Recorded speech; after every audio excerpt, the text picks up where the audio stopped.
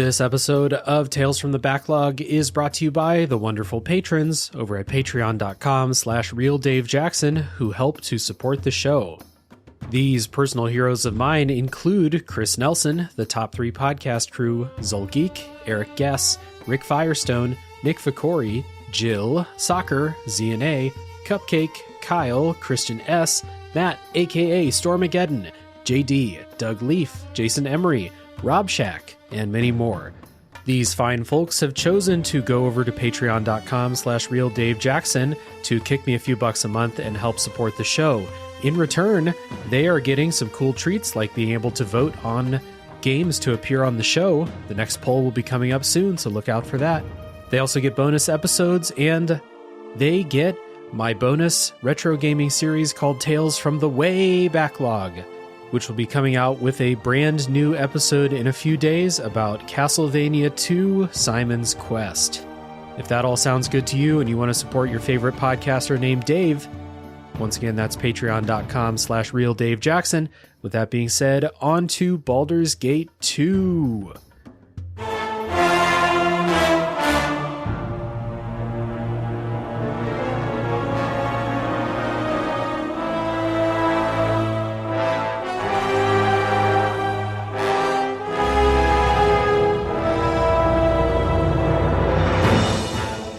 Hello everybody, my name is Dave Jackson, and you're listening to Tales from the Backlog. This is a video games review podcast where each week I'm joined by a guest to bring a game out of the backlog, play it, and discuss.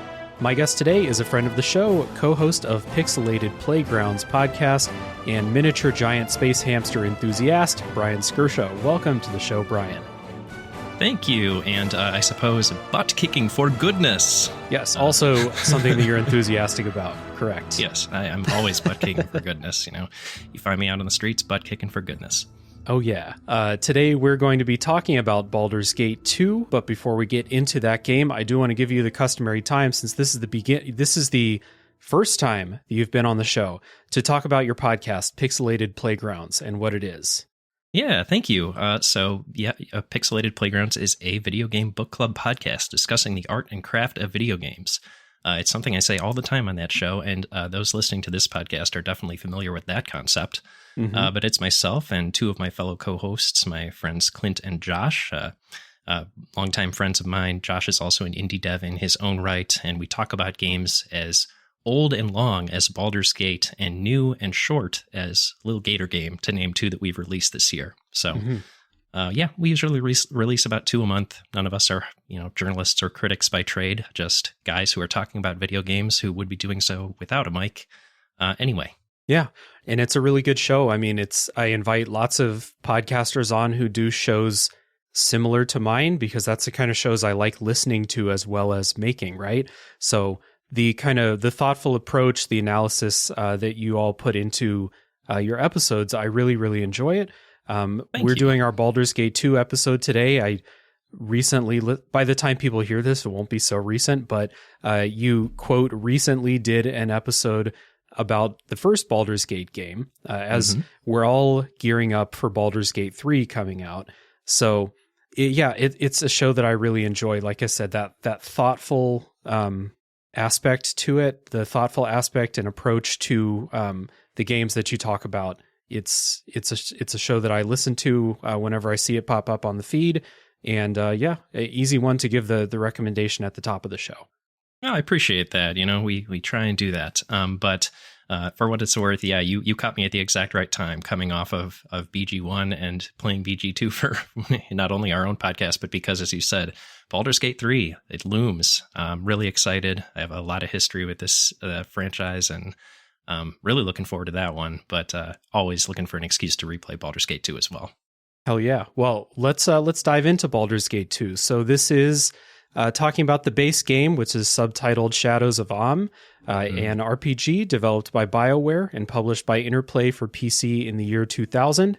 Also, I guess we'll be talking about the Enhanced Edition because that's what I played. That's when you replay it. I assume you're playing the Enhanced Edition, right? Oh, no. I busted out my, CD spindle of 6 CD-ROMs that I definitely still have a CD-ROM drive on my PC. No, absolutely. Enhanced edition all the way. And the Enhanced Edition was developed by Overhaul Games and published by Atari in 2013. So I played the Enhanced Edition on Switch. Did you play on PC or somewhere else? Yeah, PC. I when you told me you were playing on Switch, my first thought was, wow, I admire you for that. I don't know. These games always sort of have lived on PC for me, so that's just where I will always play them. I briefly tried to play Baldur's Gate 2 Enhanced Edition on iPad once upon a time, and I couldn't even do that. So no, the mouse and keyboard for me was a requirement for this one, especially given what a long haul it is. But I'm glad it worked out for you on the Switch. Yeah, like I said in the first episode about the first game, it's a bit clunky. It's not as efficient as playing on mouse and keyboard for sure, but it definitely works. I got through both games. It's totally possible. Nice. If you have not played Baldur's Gate 2, listeners, this is the standard spoiler policy for the show. In case this is your first time listening, the way it works is we're going to go as deep as we can without any spoilers for a while. And then we're going to warn you when the spoiler wall is coming. And then after that point, it's full spoiler talk. It might not even be in chronological order. So just get out at the spoiler wall if you want to avoid it. Down in the episode notes, the episode description, whatever they call it, there will be a timestamp for when that spoiler wall is. So if someone is listening and they don't know what Baldur's Gate 2 is, we've prepared some elevator pitches. And my elevator pitch for Baldur's Gate 2 is to continue your adventure from Baldur's Gate 1, where the adventuring and butt kicking for goodness gets turned up to 11.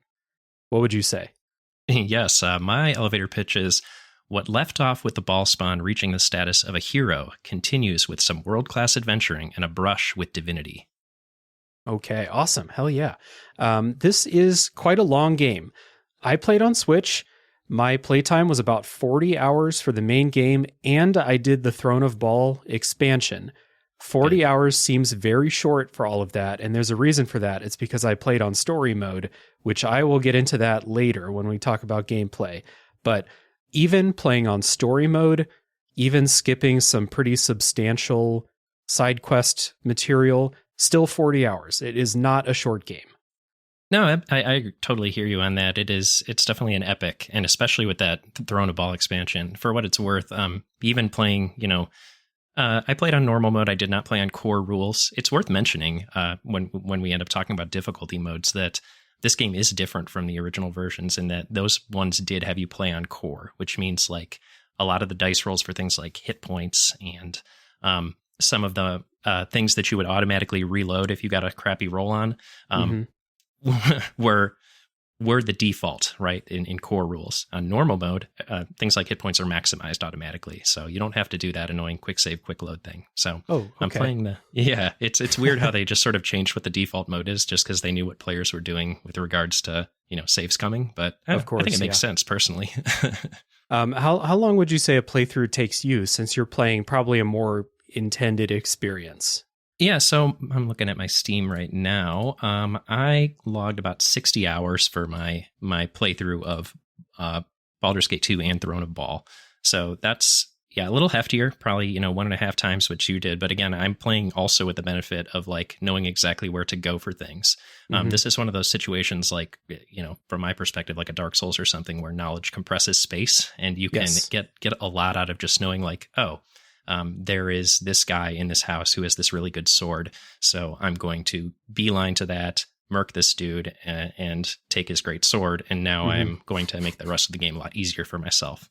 Okay.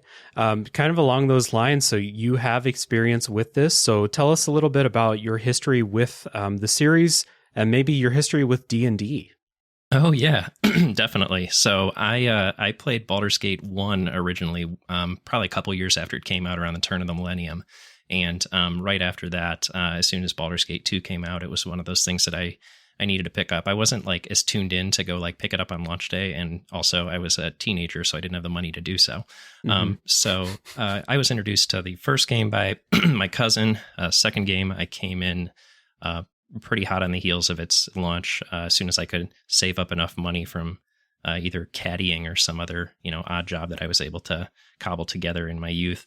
But I played it back then in its original form, played it and got stuck around the Throne of Bhaal, Yagashura area.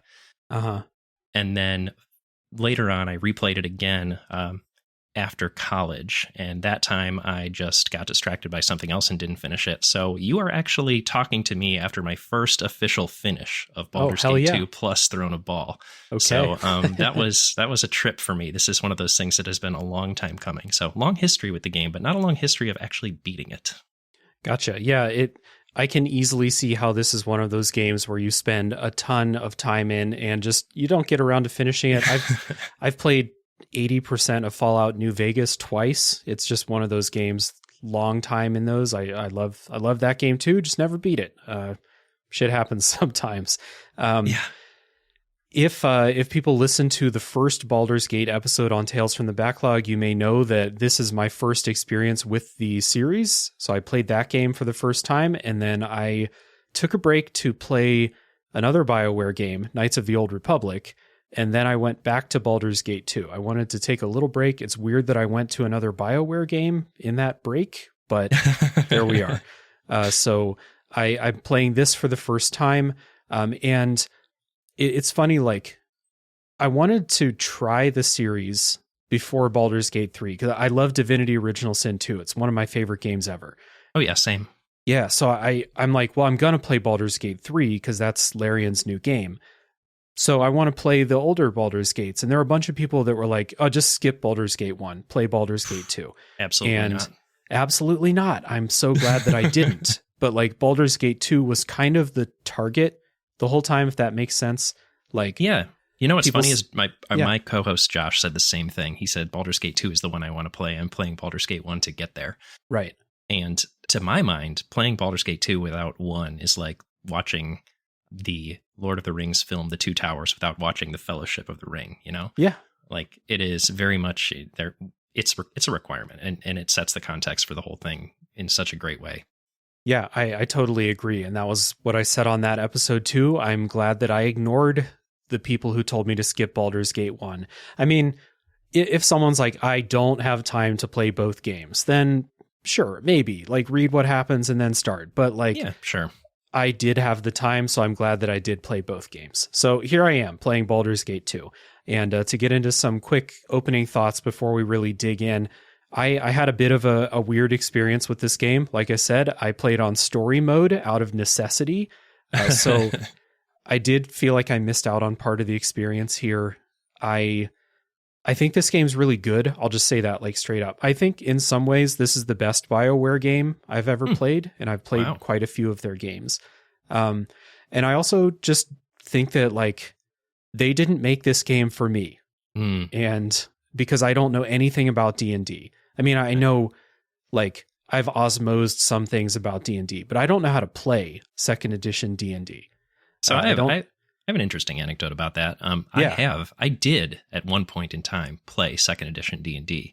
Okay. My podcast co-host Josh actually was a DM for me and a few of my buddies, and we played, I think, a grand total of 2 sessions of second edition D&D when we were in like 6th grade or something like that. Mm-hmm. So if you can count that, then yes, I suppose I have experience with it. Sure. I played a lot more 5th edition, and by a lot more, I mean like 3 times as many sessions, maybe a total of 6. Yeah. So I don't have a ton of D&D experience either. I guess we're both coming from it from that lens, or at it from that lens. Yeah, and I'll talk about this a little bit later, but I think that there's a bit of a failure on my part, and there's a bit of a failure on the game's part. And there was no meeting in the middle as far as like learning the rules and learning how to actually like be successful at this game. So story mode helped me see the story, experience the adventuring, which I think is great. And I came out of it thinking like people always hold this game up on a pedestal as one of the best RPGs ever. And while I didn't get like the full experience, I get why it's up there for a lot of people. Yeah, I'll say something about those second edition D&D rules, because they are very archaic. And I wouldn't say I learned that from my 2 sessions of playing Dungeons and Dragons. I learned it from being a 12-year-old playing Baldur's Gate and bashing your Right. head against it for an entire summer.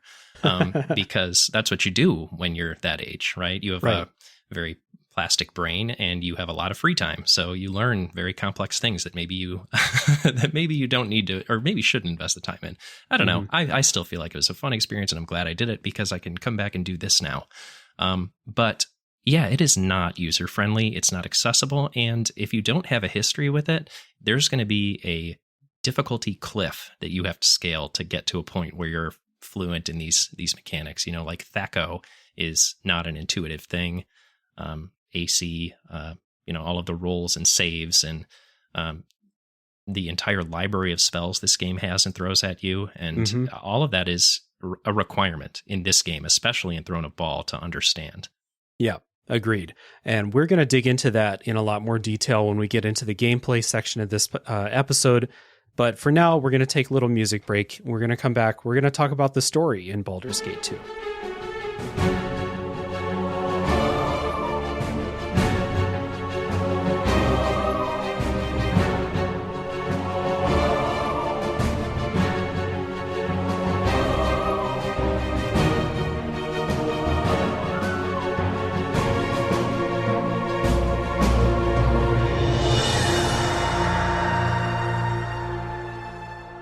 So continuing from the events of Baldur's Gate 1, if you played Baldur's Gate 1, you can import your character into Baldur's Gate 2, and it's important. I think it is important if you do that, bring your character along, unless you really hated the way you built your character or something, because it is continuing the story of that character. And it's kind of unavoidable if we're going to talk about the story here. We're going to talk about kind of the end of the story in Baldur's Gate 1. You learn that your character is the spawn of the god of murder named Bhaal, which again, best god to be, the god of murder, at least the funniest to me right now. I mean, it certainly justifies all the killing you do in this game, regardless of the fact that you're, say, maybe a lawful good paladin.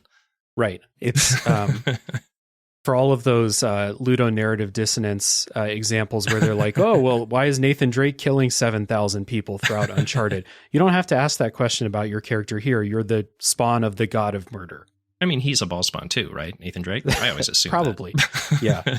Maybe killing Nathan Drake was part of that side stuff that I skipped.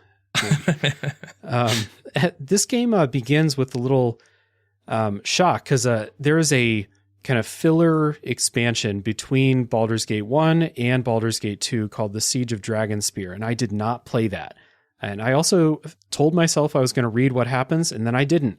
And then at the beginning of this game, you go from your victory at the end of Baldur's Gate 1 to waking up in a prison, a dungeon. A dungeon is a better word for it, run by this mage named John Irenicus, who is a complete scene-stealing villain of all-time renown in my regard.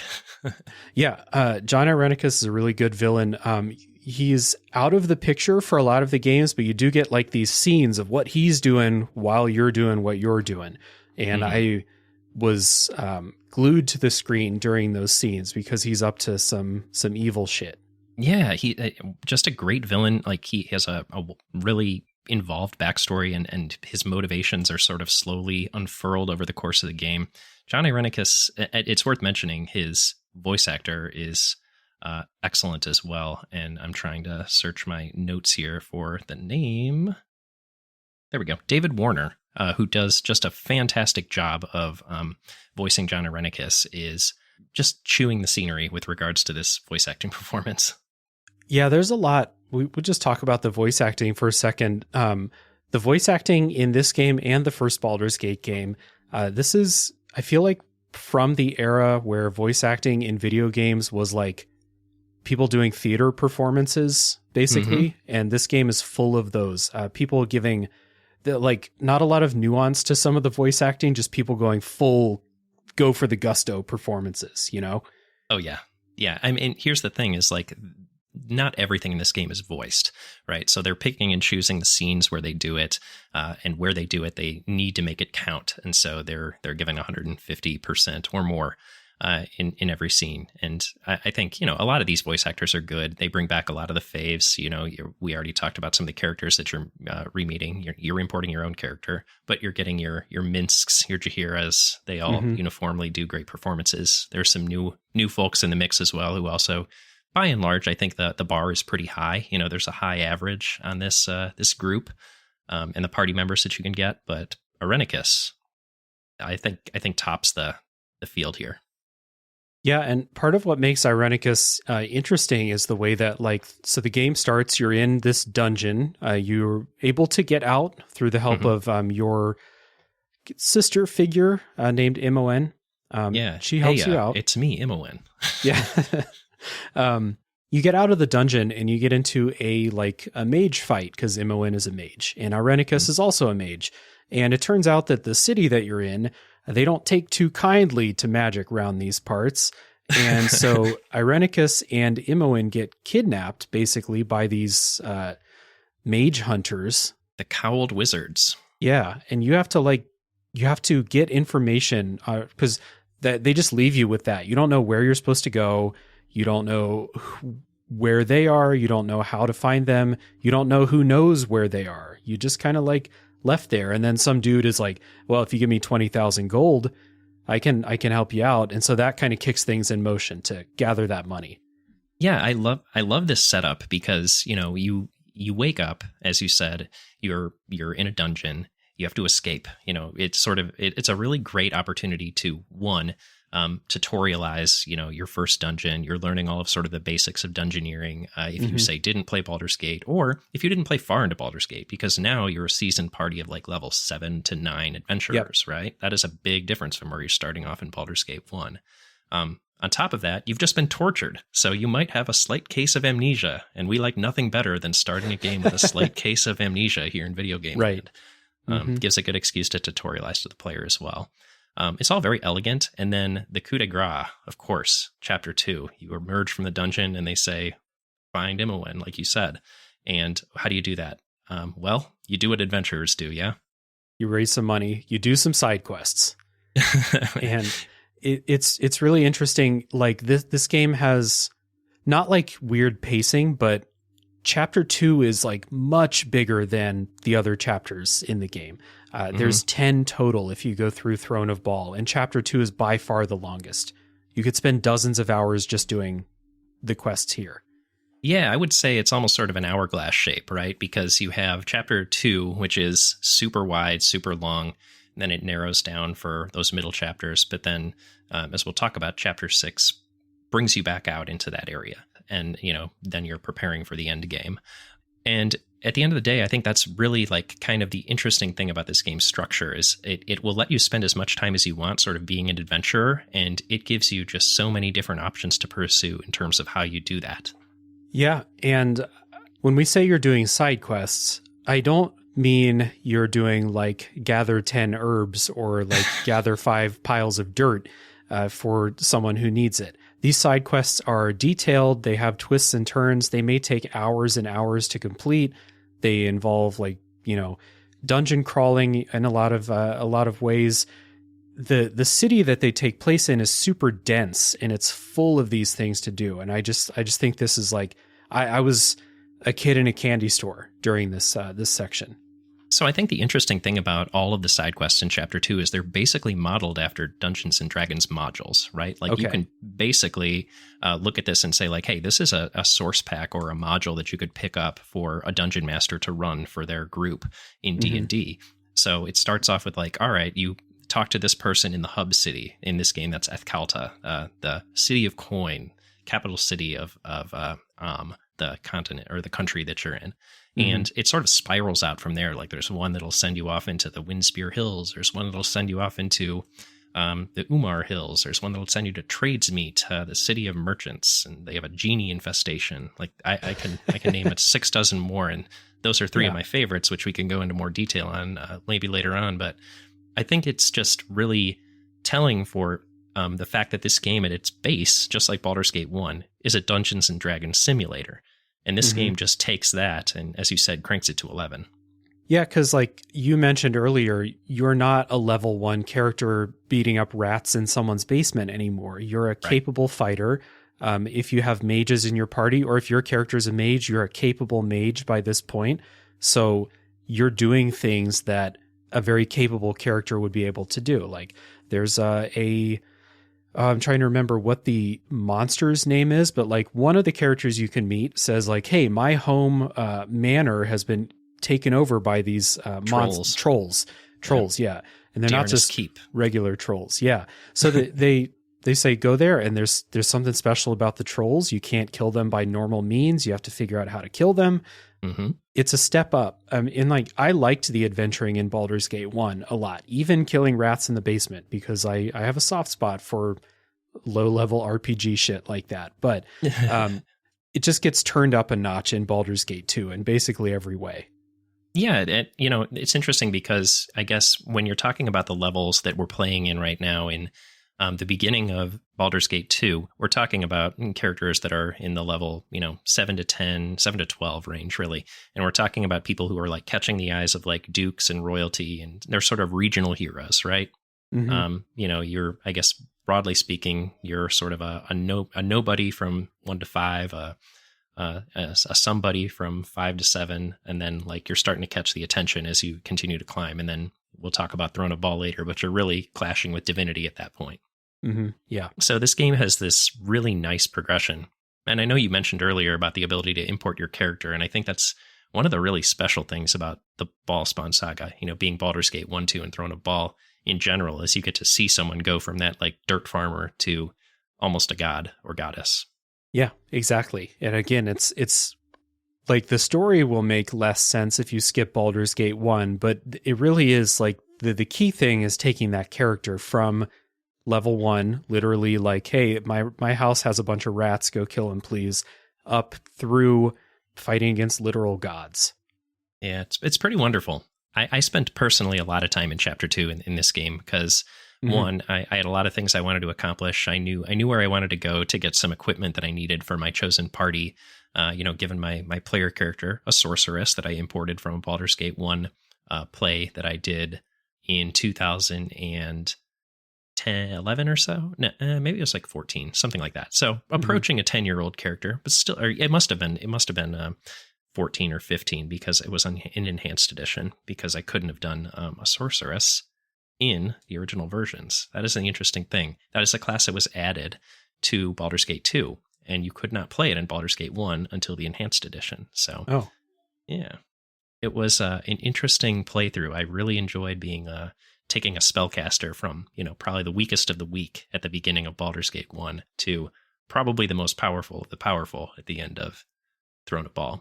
Yeah, absolutely. I had a fighter in Baldur's Gate 1 because I played that game on easy mode. So I was still engaging with the combat a little bit then. But I did, like, I kind of asked some people, I was like, what's the path of least resistance? And I got the advice to have a fighter so you have some HP, and use bows because bows are really fucking powerful, at least in the first game. Still in Baldur's Gate 2. But yeah, that was my character. I just continued that character in Baldur's Gate 2 as well. Nice. Yeah, that's fun. I think the bow playthrough is one that I have not done, but I kind of want to, because there's a lot of great bows in Baldur's Gate 2 and Throne of Bhaal, and you can get some really insane stuff going. I think just the THAC0 bonuses alone and how many attacks per move you get at the end of the day with a high level fighter by the end of Throne of Bhaal is just insane. So you could really do some damage. That's not to say I couldn't do some damage with the old sorceress, I suppose, that I was playing. But yeah, it was a little more involved and a little more sort of prep heavy, more menuing. Yeah, for sure. We'll dig into that when we get into the gameplay for sure. Cause I need to ask you about like, what is it like to actually play the combat in this game? But yeah, there's a couple other things about the story I wanted to touch on. You travel with a party, just like in the first game. You can have up to 5 characters go with you. Some of the characters from Baldur's Gate 1 return. Some of them are in that dungeon with you at the beginning of the game, and some bad stuff happens to some of them. And that kind of sets you on a little bit of a revenge path, but also some of your party members who had loved ones who didn't make it out of that dungeon. And I won't say who, but we've already mentioned Minsk. Minsk makes it out of the dungeon. So I put together a party. Yeah, of course. I put together a party of mostly people that were in my party in the first game if I had the opportunity. So it was my character, it was Minsk, it was Jaheira, and Nira, the Wild Mage, who is a new character for the enhanced editions. Mostly out of familiarity, but also I loved how Nira was introduced back into the story in Baldur's Gate 2, very Wild Mage-esque. Yeah. And then I had two new characters, one called Yoshimo and one called Anomen. Yoshimo was a thief-type character because Imoen, my thief, was no longer with me. And Anomen is like I think he's a cleric? Correct. Yeah, cleric fighter, I think. Yeah. How about you? What characters did you bring with you? Yeah, so we had a little bit of overlap. I had my player character, as I mentioned, a sorceress. Right. And then I had Aerie, who is an elven wizard / cleric. So pure spellcaster here. Fragile as a leaf, but you can do some really interesting things with. Keldorn, who's a paladin, frontline all-rounder for me. Valagar, really interesting character. He's a stalker, which is a kit for the ranger class, and he hates magic users is his sort of thing. Fun. And then I took Jaheira. She was the only sort of person from my first game playthrough that I retained for my second game playthrough. She was basically my tank. And then at the beginning of the game, I took Jan, who is this goofy thief wizard. He's a gnome. And he's a very colorful character. Lots of interesting dialogue from him. Turnip farmer by trade, I suppose. His family's big into the turnip market. I don't know if you had any exposure to him, but he's a hilarious character to have in your party. I'd say probably one of the more entertaining ones. And I eventually swapped him out for Imoen when you get her back. Right. Yeah. One thing to note along those lines, I'm glad you mentioned some of those characters because I never met at least 3 of those characters. And that is just one example of how big and dense this game is. There is so much in here. So chapter 2 sets you on this path to gather 20,000 gold. You'll find a bunch of characters. You'll do some of their quests. 20,000 gold seems like a lot when you first get it because you're scrounging at the beginning of the game. Especially if you played Baldur's Gate 1. That's like, oh my God. Yeah, it's a ton. But I had so much fun doing these side quests, finding characters doing their side quests, which led to other side quests and stuff like that, that by the time I chose to go ahead and advance the story, I had 60,000 gold and I had probably earned close to 100,000 just from doing all these quests, meeting these characters, adventuring. Yeah, I was in the same boat. I had, if you're doing any amount of adventuring at all, like the quest rewards itself will get you there. And then all of the loot you can sell from your various adventuring will easily knock you over the edge after, say, like 2 major side quests, probably in chapter 2, of which there are, a dozen plus. So you're not going to be hard up for cash for long, but there is so much good stuff to spend it on that I stuck around for a while just to sort of pad out my hoard of trinkets that I could throw at all of the harsh enemies that I knew were going to be coming my way. Exactly. Yeah. One cool thing I want to mention about the characters is, so at the beginning, actually, I don't know if at the beginning of Baldur's Gate 2, as I imported my character, I don't remember, do you pick an alignment if you start a new character? If you import it, they give you an opportunity to like adjust some things if you want to, but otherwise they'll pre-populate it exactly as it was in Baldur's Gate 1, if I recall correctly. So did you adjust your alignment then? Or I guess maybe this is a better question. What sort of alignment of party did you have? It sounds like it was good, yeah? Yeah, it was, my character was probably a lawful good or something close to that by the time I finished. The reason I brought this up is because the characters that you take with you care about your alignment and they care about the stuff that you do. And I think that this is really interesting how, like, let's say like an NPC is pissing you off and you attack them and like some of the characters in your party be like, hey, dude, what the fuck? You can't do that. And if they don't like it enough, they'll leave. I mean, I was exposed to this in spades because I had a cleric or a paladin in my party. He is such a goody two shoes Boy Scout that he will sometimes interrupt you as you're trying to give a less than noble answer in result of a quest. So yeah, I was wondering about like your party dynamics, because I think that's one thing this game really fleshed out compared to Baldur's Gate 1. Yeah. Since we're talking about parties, it's only a couple hours, minutes before you start getting requests from your party members to do this, that, and the other thing. And I wondered, how did you feel about that? Because I know there's a lot of mixed reactions when you start getting this laundry list of quests in Chapter 2 from all of the tag-alongs you pick up. Well, I thought it was interesting, like not unexpected, because I've played several BioWare games outside of Baldur's Gate. So like character side quests are something I expect from them.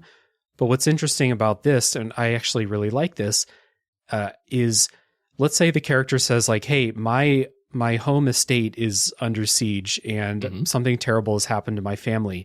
Can you please help me go and find out what's going on and help save my family? And you can say, sure. And then, you know, gamer, you throw it in the quest log and then you ignore it for a while. And in this game, that character will say, hey, man, I thought we were going to go to my estate. What's going on? And if you put it off for too long, they'll actually say, okay, you know what? I'm going. I'm out. If you want to come join, come join. But I'm going. So you took Nalia for a little bit then, I take it. I did, yeah. Yeah, I knew that one. Yeah, that's, yeah. I mean, I don't particularly like Nalia in general, but I hear you on that. And the first time I played, it felt this game, that is, it felt a little overwhelming getting all of these things at once. Because if you're, doing what most gamers would do, which is like trying to fill out your party as fast as possible to make sure that you're, bringing as many swords as you can to bear, then you're going to pick up several characters in quick succession. They're going to give you quests in quick succession. And then all of a sudden you have 6 people who need you to do something in 2 days. All at once. And you're like, oh boy, can be a little overwhelming. I think I was a little bit lucky there because if I remember right, Minsk doesn't give you one of those quests. And I don't think that Jahira gives you one. Jahira's is later. You have to like get into Jahira's later. So it won't happen right at the beginning. So there's just 2 right away. And then Nalia actually did leave, and I was like, okay, fine, I'll go do it now after she left. And I'm glad I did, because I enjoyed the quest. I enjoyed the dungeon a lot. But yeah, it's cool how they handle that. I agree. I do like that, like the characters have more agency. Like you're right that is something that they sand off the rough edges of in later BioWare titles, but I think it's for the worse. I think giving these characters more agency and sort of having them put their foot down at some point is a good thing. And it's something that I think, like, when we took like the less tutorialization swing back in like the early to mid 10s in video games, I would have expected something like this to come back too. And it did with like Dark Souls and things like that, but it didn't in like the BioWare games. And I'm a little surprised by that. Yeah, in some ways, like they gave the player a lot more. They started having more confidence in the player in that way. But you're right. Like this, I haven't seen this kind of thing in and I play a lot of RPGs. Like a Final Fantasy party member will never leave because of something like this, So it's cool. And this combined with the fact that your alignment and your actions matter to the characters in your party makes them feel like more like real people than maybe some of your more anonymous Final Fantasy party members. Yeah, I'm totally with you on that. And I think like the developer having the conviction or, courage and conviction to lock the player out of content based on the decisions they make is something that so many AAA devs at least are so, nervous to do. Like obviously, they're going to want to put money where people are going to see it. And I just admire games that like let a player, experience the ramifications of their actions, Yeah. Speaking of ramifications for your actions, a lot of this game deals with what your character's nature is and the ramifications of that and what you're doing as that. People who are maybe going to try and take advantage of you, or maybe people who are going to try to kill you because of who you are and what you are as a character. I don't think that this story has a lot of like themes per se that it's exploring, but that's definitely one of them. Like your nature, your choice to resist it or accept it or take advantage of it, and then how other people fit into that puzzle as well, you know? Yeah, I think it is. It's like a fight with your nature thing is probably sort of the main undercurrent, right? Like you are, especially if you're a good character, like if you're an evil character, it's sort of embracing your destiny type thing, I'd imagine. To my mind, it almost feels a little bit like Shadows of Am wants you to be a good character, and then Throne of Bhaal wants you to be an evil character. But we'll get into that. We'll get into that a little more later, probably. Yeah. But yeah, I hear you, and I think some of the themes and like interesting stories that this game is trying to tell or lessons it's trying to teach are more self-contained within the sort of chapters or quests or modules themselves than being sort of more overarching, except for the one that you mentioned, which is to say, chosen ones grappling with their destiny, so to speak. Yeah. A lot of those side quests they have their own mini stories with maybe their own morals, or maybe one of your side characters is going through something that your character doesn't have to deal with in their life. So yeah, maybe those side quests do explore that stuff in short little bites, Yeah, they're like parables almost, right? Mm-hmm. And the tabletop nature of like some of these side quests could just be a night playing D&D basically, and whatever adventures and story comes up with that could be one of your side quests. Yeah, I would say it's probably more like several nights, but yeah, I get what you're saying. My inexperience playing D&D and how long everything takes. Yeah. Oh yeah. I think that's one thing that's worth calling out about Baldur's Gate and the Infinity Engine in general is like how simplified it makes all of the Dungeons and Dragons-iness of this. At the end of the day, this is a Dungeons and Dragons simulator, and it probably hasn't been done as well since. And, the ability to obfuscate away all of the dice rolls and saving throws and, accounting for HP and erasing things off character sheets and rewriting it. Like all of that is extremely nice to have done by a computer. Yeah, absolutely. It's one of the magic things about it. Yeah. Yeah. And it's why, some of these archaic systems like THAC0 and Armor Class, and the way it works in this game is not really an issue because the computer takes care of all those calculations. And the computer, when you buy a new piece of equipment, the computer will say, hey, it's green now. That means it's better. So put on the thing that turns the numbers green. And exactly. You don't have to remember, oh, right, lower numbers are better and all of that stuff. So yeah, it is good. Why is a -5 green compared to a -3? Who cares? It's green. Put it on. So yeah, some of that stuff is better for it being done by a computer. I had wondered about like your experience role playing in Baldur's Gate, because I do think that like from my limited, I have more experience playing other tabletop systems than D&D, but my experience tells me that there is way, way, way more combat in Baldur's Gate than there is in a tabletop session.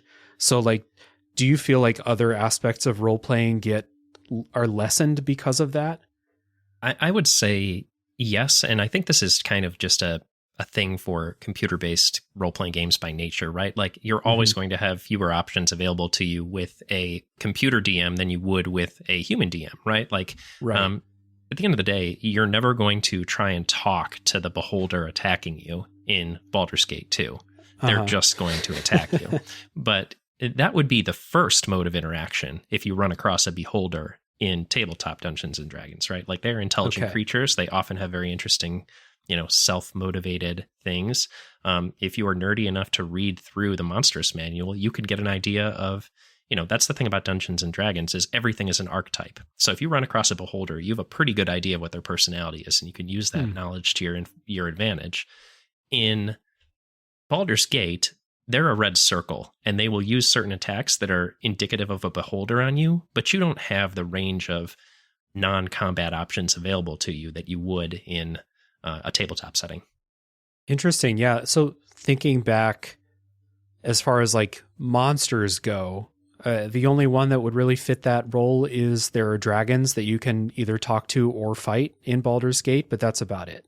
That's a great example, actually. And you can see those archetypes for those dragons in Baldur's Gate 2, right? So I don't know if we're clear to talk about spoilers, but you do run across a few different types of dragons, and they do have those archetypical dragon personalities. Mm-hmm. You know, the chromatic dragons are generally evil and self-serving. The metallic dragons are more noble to varying degrees.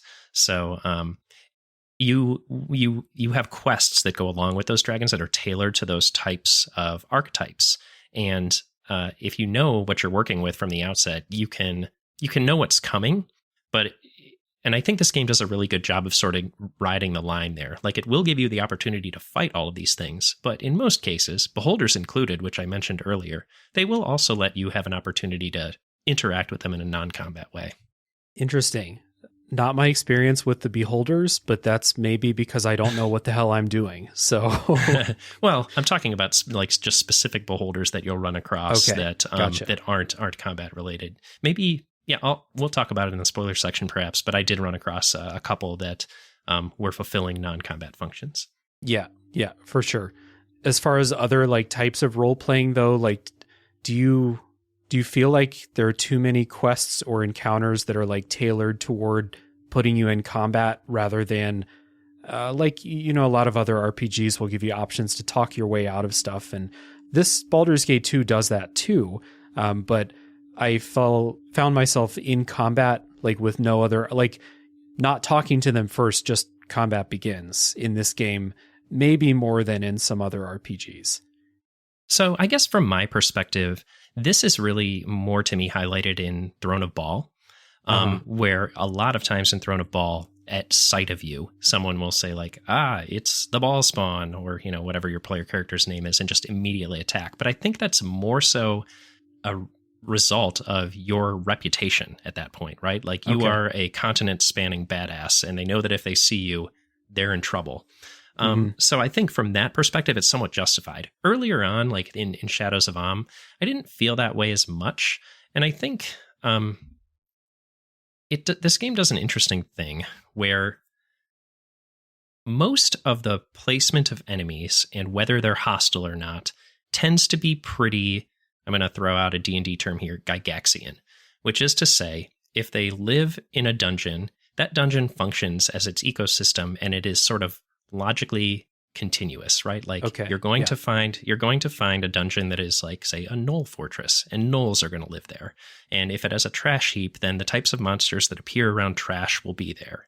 And so like what a Gygaxian dungeon does is it sort of uses monsters that would naturally appear in a setting, as opposed to a dungeon that is just like a monster gauntlet, right? Where, this room we're doing gorgons, and this room we're doing minotaurs, and this room we're doing orcs, and just basically throw the hardest possible things at you in every room, and there's no sort of logical consistency to why they are there. And I think Throne of Bhaal runs into that a little bit, just probably because there's such powerful entities at play that they didn't feel the need to justify it. Like, of course, this almost god has a slew of beholders at his beck and call.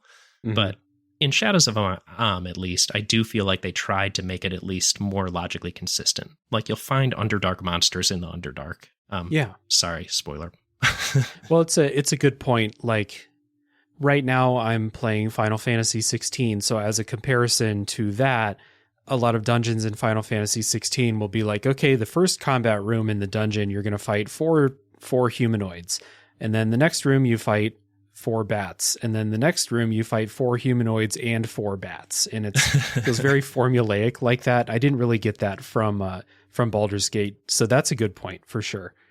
Yeah, it's always nice when like it makes sense that a monster is where you find it, right? Like I really like that. I feel like FromSoft does a good job at this, and I'm sorry to keep referencing Souls, but I do feel like this podcast you don't have to apologize for referencing Souls. Yeah, it helps with immersion for one thing, but also like you can start to sort of get the sense for what the world is like. Like if you always find this type of monster around this type of setting, then you're learning a little bit about what that monster likes and what what they feed on, or what they thrive in, or what they dislike. And you can use that knowledge when you're fighting them. Like it breaks down when you just sort of have like a dungeon that in one corner you have a fire troll and in another you have like a water elemental. It's like, wait a minute, why are these guys in the same place? I'm confused. Yeah, and it makes the world feel more lived in, more, realistic in that way, but it also rewards you for knowing, those environments. If you say like, I'm going to go down into the sewers in the city, if you know, expect to find mustard jellies and, and goblins and stuff like that. Yeah. Right. Yeah. And I think that's nice. Like, it helps it make sense, and it helps it, feel real and immersive. And I generally, it helps with just the general world building. And, it's worth mentioning that we're playing Baldur's Gate 2, a game set in a pre-established settings, the Forgotten Realms, right? We're on the continent of Faerun, the country of Am, the city of Ethkelta, right? Like, we can go all the way down and know all of these things. And if you've read a bunch of fantasy books in your youth, you probably know what these things are, or at least have a passing knowledge of it. Mm-hmm. And I would imagine, because it's not me, so I would imagine that a lot of that knowledge about the cities, the politics, the different races, all of that stuff is to your benefit when you start playing Baldur's Gate 2. Yeah, I would say so. Like, D&D has never done a great job with like all of these things about like D&D archetypes that I'm talking about. Like nowadays, I feel like that is a thing that is definitely frowned upon. And I totally agree with that. Like every orc is evil is kind of a silly way to think about things. Right. Yeah. But, it's, it is what it is. And that was second edition D&D. So I'm going to let it live, but different time, I guess. But I do feel like if you sort of grew up with this source material as like sort of ambient things that you were absorbing through either books or something else, then, you're going to bring that to your experience, and that can help you. Yeah, for sure.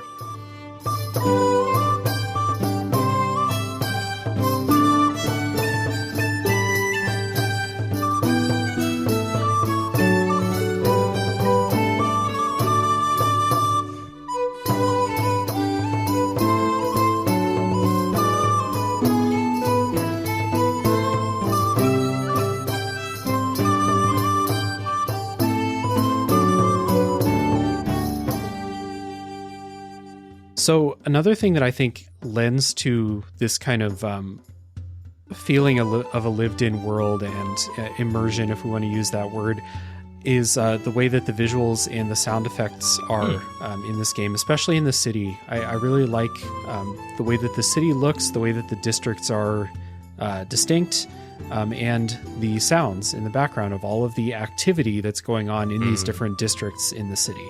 It really makes you feel like you have come out into kind of a strange new place for me, but it helps all because it's a big city. There's what, 6, 7, 8 districts, something like that.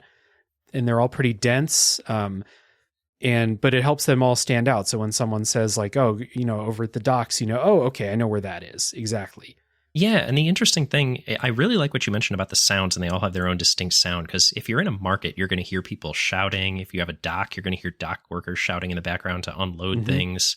And even if you're in like an inn and tavern, like over the din of the music that's playing, you also hear people shouting in the background. And I feel like this is something that like video games have not always done as well as this.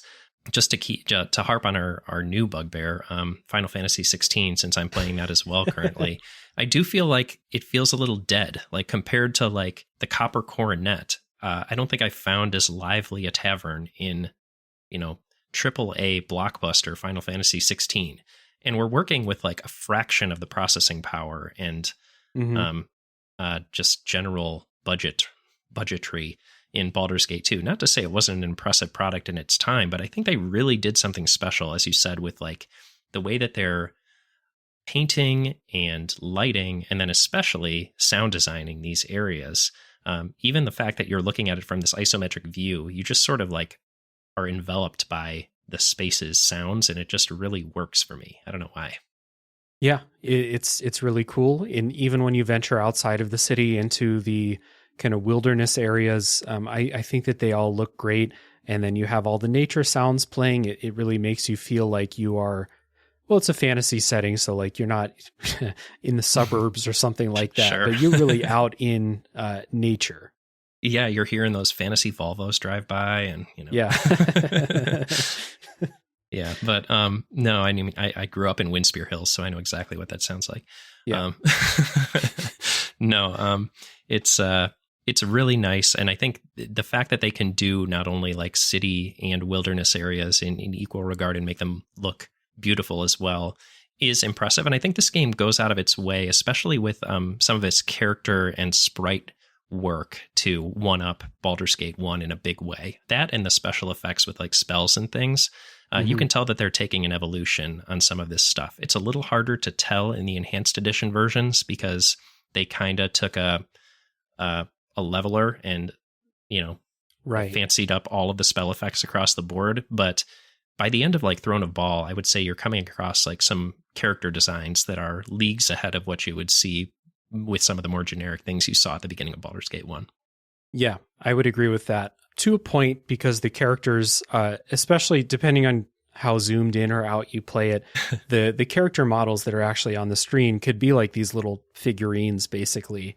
Mm-hmm. So if you want like that wide view of the battlefield, you've got some ants swinging swords at each other down there. But yeah, I'll take a minute to harp on the UI a little bit. I think enhanced edition or not, this game's UI is straight trash these days. I don't mind like the character portraits down the right, menus on the left thing, and you can resize it so it looks natural even on the largest monitor of these days. But the journal is a mess. It's broken out by like chapter and quest, and it's impossible to navigate. The character screen where you level up is just a gigantic wall of text that's pretty hard to parse. But by and large, I think the inventory is still pretty serviceable. That paper doll figurine thing has kind of lived on long past its Baldur's Gate. I don't know if it was necessarily the introduction, but definitely a solid refinement that a lot of people have copied in years hence. Some of those character screens in the menus for me, who doesn't really know what the hell I'm looking for, like when I open the character screen, it's because I got the notification that someone can level up. And then it was like, you open the character screen, it's like, press Y to level up. And I was like, okay, thank you. So I don't have to navigate all of these numbers. Yeah, there's a lot of information on there. And like some of it is useful. Like seeing, how many attacks your character gets per round and like what status effects they have and what they do, like it is useful information, but man, is it presented in an awful way. But they did the best they could with what they started with. And that is to say, like the enhanced edition fixed a lot of things, but you can only fix so much. And having not played any of Baldur's Gate 3 and knowing that it is working in an entirely different Dungeons and Dragons system, I'm interested to see how they handle that. I have stayed dark on that game intentionally up to this point, and I'm waiting for its full launch. So I guess I'll be surprised, pleasantly or otherwise. Yeah, same. I haven't watched a whole lot because I know I'm going to play it at some point, maybe if not at release pretty soon, So generally, if I'm like very interested in a game, I'll just cut out. I'm not watching trailers or anything like that. So other than the like the bear sex thing, that was hard to avoid. But other than that, I don't know anything else. It took over Twitter for a little while, so you really couldn't miss it. Yeah, exactly. One is kind of interesting playing the Baldur's Gate games after playing a couple of other really text-heavy games in recent memory, Disco Elysium and Citizen Sleeper, who have changed the way that these text-heavy UIs look, putting the text on the right side of the screen. I got to say, it's a lot easier on the eyes than going back to all the text in a very wide horizontal box at the bottom of the screen. I like it a lot better the new way, What, you mean you'd rather read a nice Kindle-like interface instead of a long, unending sentence at the bottom of your screen? Yeah, if you can believe I'm totally it, with yeah. you. I'm totally with you on that. It is. I think Disco Elysium, we did a podcast on that a while back, and I think that was something we called out is like Josh and I had at the time semi-recently played Planescape Torment, and that game is very text heavy too, but it could benefit from having a UI overhaul just to implement the Disco Elysium model there. Yep, agreed. I went to Disco Elysium. I went to Planescape Torment after playing Disco Elysium because I read it was an influence, and I felt the same way. Yeah. Yeah. Well, influence in some ways, but not from a UI perspective. Right. So, I don't really have a whole lot to say about the music. I guess we're just kind of hitting bullet points here. The music sounds epic when it needs to be epic, and the rest of it sounds like it could be the background music in your local tabletop session. I was going to say it's very play this as you're playing Dungeons and Dragons in a local gaming store or something like that. It's serviceable. It sets the mood. I think especially like in those certain settings where I think the ambiance does a lot more work than the music. The battle themes are good in this game. Mm-hmm. They work, but really I think where the sound design in this game makes its bones is in the ambiance and not necessarily the soundtrack, which serviceable. And in Minsk screaming during all of my combats. Go for the eyes, boo. Exactly.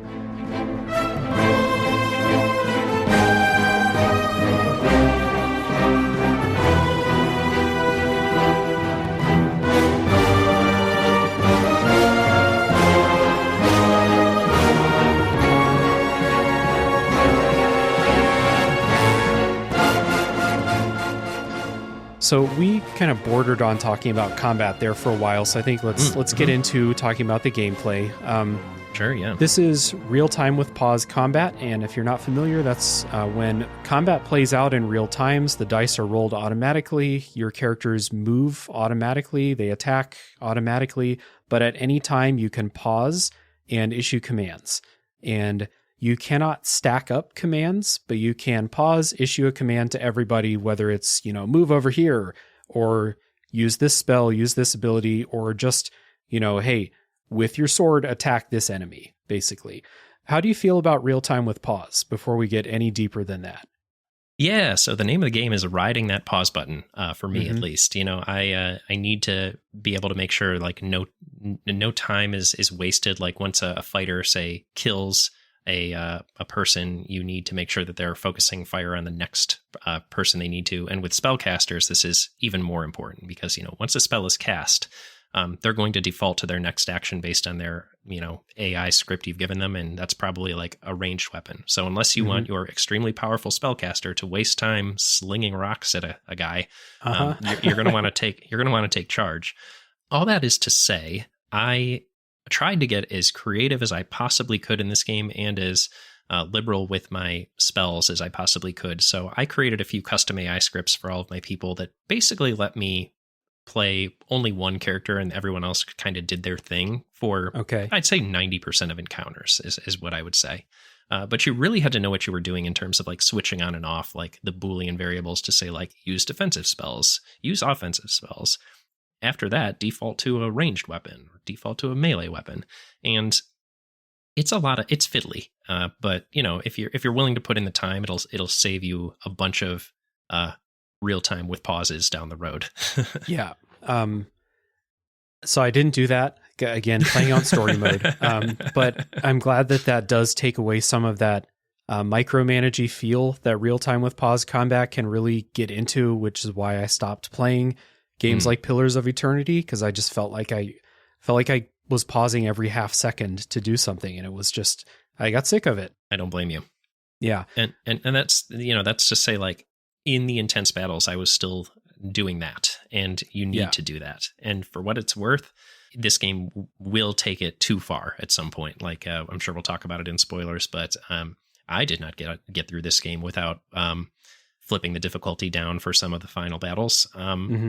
And it's just, it's a lot. And for most of the game, it works. But then it feels almost like the game and the Dungeons and Dragons and all the options available and the combat system or situations that they're putting you in outgrow the Infinity Engine, Yeah. So I guess I'm going to have to take your word for that because I was playing on story mode. And the reason I was playing on story mode, so I played Baldur's Gate 1 on easy up until the final boss, and I had to put it on story mode to beat the final boss. On easy mode, you still have to be aware of what's going on. You're not going to win automatically, not even close, actually. But in Baldur's Gate 2, the complexity of the spells and the status effects and the enemies and all of their abilities just far outpaced me, and I could not hang. And so I had two choices. The choices were basically get a bachelor's degree in D&D or put it on story mode, and I picked story mode. I think you made the right choice. Like, unless you're coming to this with, as you know, retained knowledge from 13-year-old play sessions, you're probably not going to have a great time learning what the Ruby Ray of Reversal does versus the Breach spell. You know, like it is just one of those things that like either you know it already or it's too late to learn it. You know, this is one of those I don't know what that is, and by now I'm afraid to ask situations. Yeah, it really got to a point where not only do I not know what the people are doing in combat, because like Baldur's Gate 2 could be subtitled, instead of Shadows of it could be subtitled Baldur's Gate 2 Mage Fights. And not only do I not know the spells that the mages are casting because the combat log doesn't tell you, I wouldn't know how to counter them if I did know what the spells they were casting did. So like if they put up a shield, I could say, oh, okay, Dispel Magic might help me, but that's about it. And it's either like I can pause the game and go spend 10 minutes looking in a wiki or find the manual online and read it, but I'm not going to do that. I kind of like, maybe this is selfish of me, but I kind of think that the game should make an effort, and this game does not. I don't think that's selfish. And I think this game could be better tutorialized, but I think they're working from a very different point in time and with a very different set of players in mind than exist for the game in today's day and age, right? Yeah, like you're probably talking about the goal for this game was to continue to sell things to the audience of a critically acclaimed juggernaut, Baldur's Gate. Right. So there's a built-in audience there, right? Yeah. And they know what the breach spell does. They know what protections it removes. They know what spell strike does and what protections it removes. And to your point, like you do need to know all that stuff for this game and almost all of its boss fights, because as you said, this is an incredibly mage fight heavy game. For what it's worth, to your point, I also didn't necessarily clock every protection that was cast by every spellcaster, so I just cast them all at everyone. I had 3 spellcasters in my party. I just said, all right, you cast the one that removes physical protections. You cast Breach, you cast Spell Strike, you cast Magical Thrust or whatever the final one is, and you cast Ruby Ray of Reversal. And so hopefully between the 4 of those, that person has no more protections and Keldorn can go in and kill him. That was kind of my game plan, at least. Yeah. So it got me thinking, like, I get what you said about BioWare making the game in the year 2000, basically. They know exactly who they're making the game for. And, you know, I've been on the other side of that, where a game is made for me and not other people. And I've been like, well, I'm happy that they made the game for me, you know? Wait, I need to know which game are you thinking of? I'm like thinking of like the Souls thing. Like when From Software games got harder, I'm not like a fan of ball crushing difficulty in those games, but like I'm also kind of like, well, they made the game for me. I've played 4 of these at this point. I know what's up. So yeah, I think we're in the same boat there. Like it's not what I go to those games for, but I can deal with it. Yeah, exactly. So like that's when I'm on the other side of this, but it got me thinking in the Baldur's Gate 1 episode also about like Beamdog is remaking this. What is their role to teach new people how to play? Because they chose to not do that. So there's 2 sides to that coin. I think what we are neglecting in this discussion to this point is the fact that this game still has an incredibly active and vocal and passionate community that exists to this date. And there are people out there doing like solo hardcore runs with, you know, one character, and just sort of sitting down with a spreadsheet and figuring out what the exact perfect character that will allow you to make it through this game doing just that on hardcore mode will be. Right. And to be frank, they're catering more to those people than they are to you. I'm sorry to say. Well, I mean, that's a conclusion I came to as well. Yeah. You know, I can't really fault them for that. Like there are people who are going to buy the enhanced editions as a curiosity because like they've heard a lot about it, and they will either power through it or bounce off it. I personally agree with you that I think they could have done a better job with tutorializing all these things, and they, especially because they added a bunch of content of their own. I do not understand why adding an optional tutorial was not among the things they chose to take on, you know? Yeah. Instead, from what I've heard, bundling the game manual in with the digital purchases on PC. I played the game on Switch, though, so I didn't get that manual. So it's just the fact that they have chosen to make this game so available, selling the double pack. It goes on sale very cheap. So like more people are going to be drawn into it. And I really think that like, you know how if you look at trophy data for games, you'll see that like the majority of people don't beat any game really. Yeah. But you play some games and you're like, wow, like 5% of people beat chapter 1. Wow. That's something. I feel like this would be one of those games. You want to see what my percentage is for the final achievement in Throne of Bhaal? Oh, yes. 4%. 4%. That's higher than I would expect. Yeah. So that's an interesting little factoid there. And you know who those 4% are? Those are the top 4% of all Throne of Bhaal players right there. I was just going to say, yeah, it's the people that this game was made for, those 4%. And you know what? 3 of those 4% have done it 5 times. Yep. Yeah. So not to beat the dead horse for the second podcast in a row, but like just because it's your time on the podcast, this is my experience playing Baldur's Gate 2. I played on story mode. I did not engage with the combat whatsoever because I couldn't. So as somebody who does engage with the combat, what are some of the keys to beating this game? Yeah, so as you mentioned up front, I think having that knowledge is sort of an expectation, but combat by and large is more about like making sure you can actually hit a guy more so than anything else, removing protections. And it's almost always more about preparation than it is about the actual fight. Like you will, in most cases, win or lose a fight very quickly in Baldur's Gate 2. Like if you go in with the right buffs and the right spells queued and the right contingencies, if we're late enough in the game on your mages, then you will win with no problem. If a fight starts to get drawn out, you will almost always lose, is my experience, which is something that I have more to say about when we talk about some of the later game fights. Sure. But, you know, it is at high levels very fiddly and very menu heavy. And to be frank, it's beautiful in concept, but all of that menuing is really a grind. Like you're basically programming everyone. It's a little too much minutia for me personally. I'm mostly here for like the narrative and the light tactics. I can hack all of that other stuff, but it's not necessarily what I come to this game for. It is something that I'm getting through, and sometimes it's thrilling. When it works, it's very thrilling. Like if you start a really tough encounter, and there was one particular boss fight that I think this went extremely well, and it, I think is hanging up there in some of my top boss fights of all time as of this recording that we'll talk about later.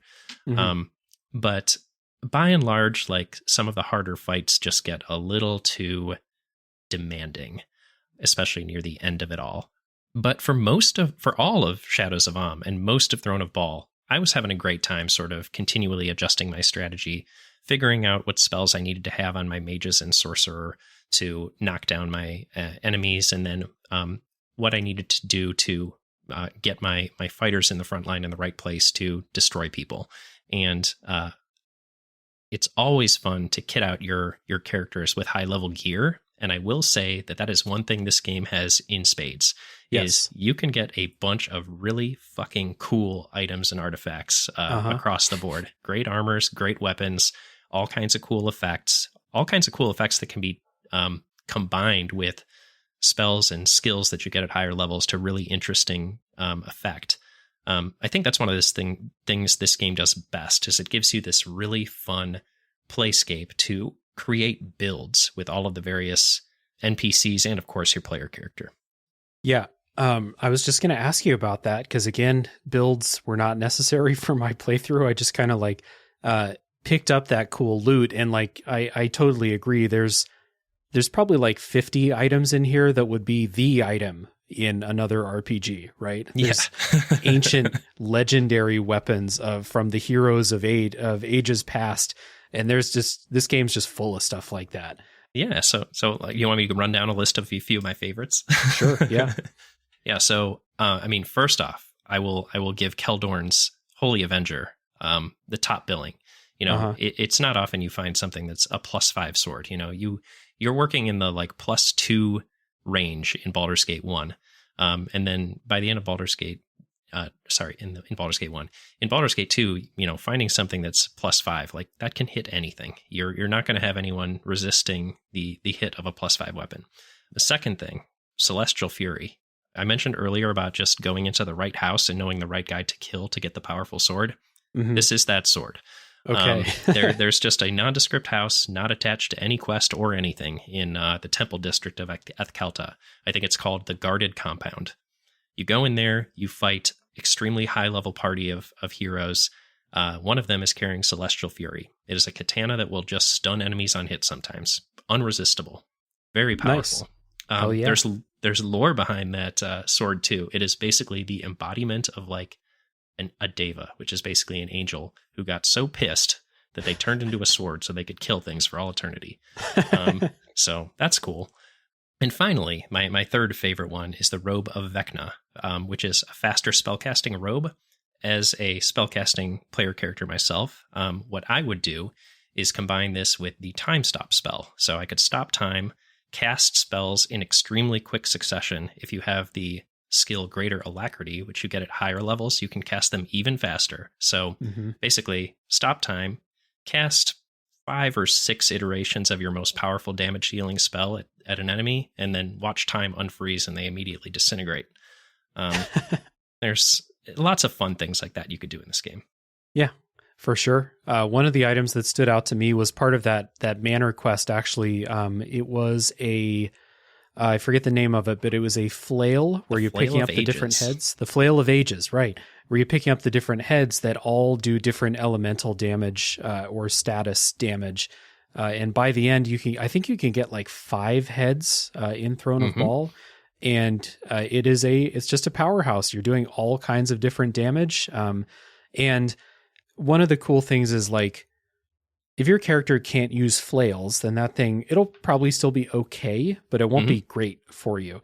But your character will find some legendary treasure that will be great for whatever they're specializing in.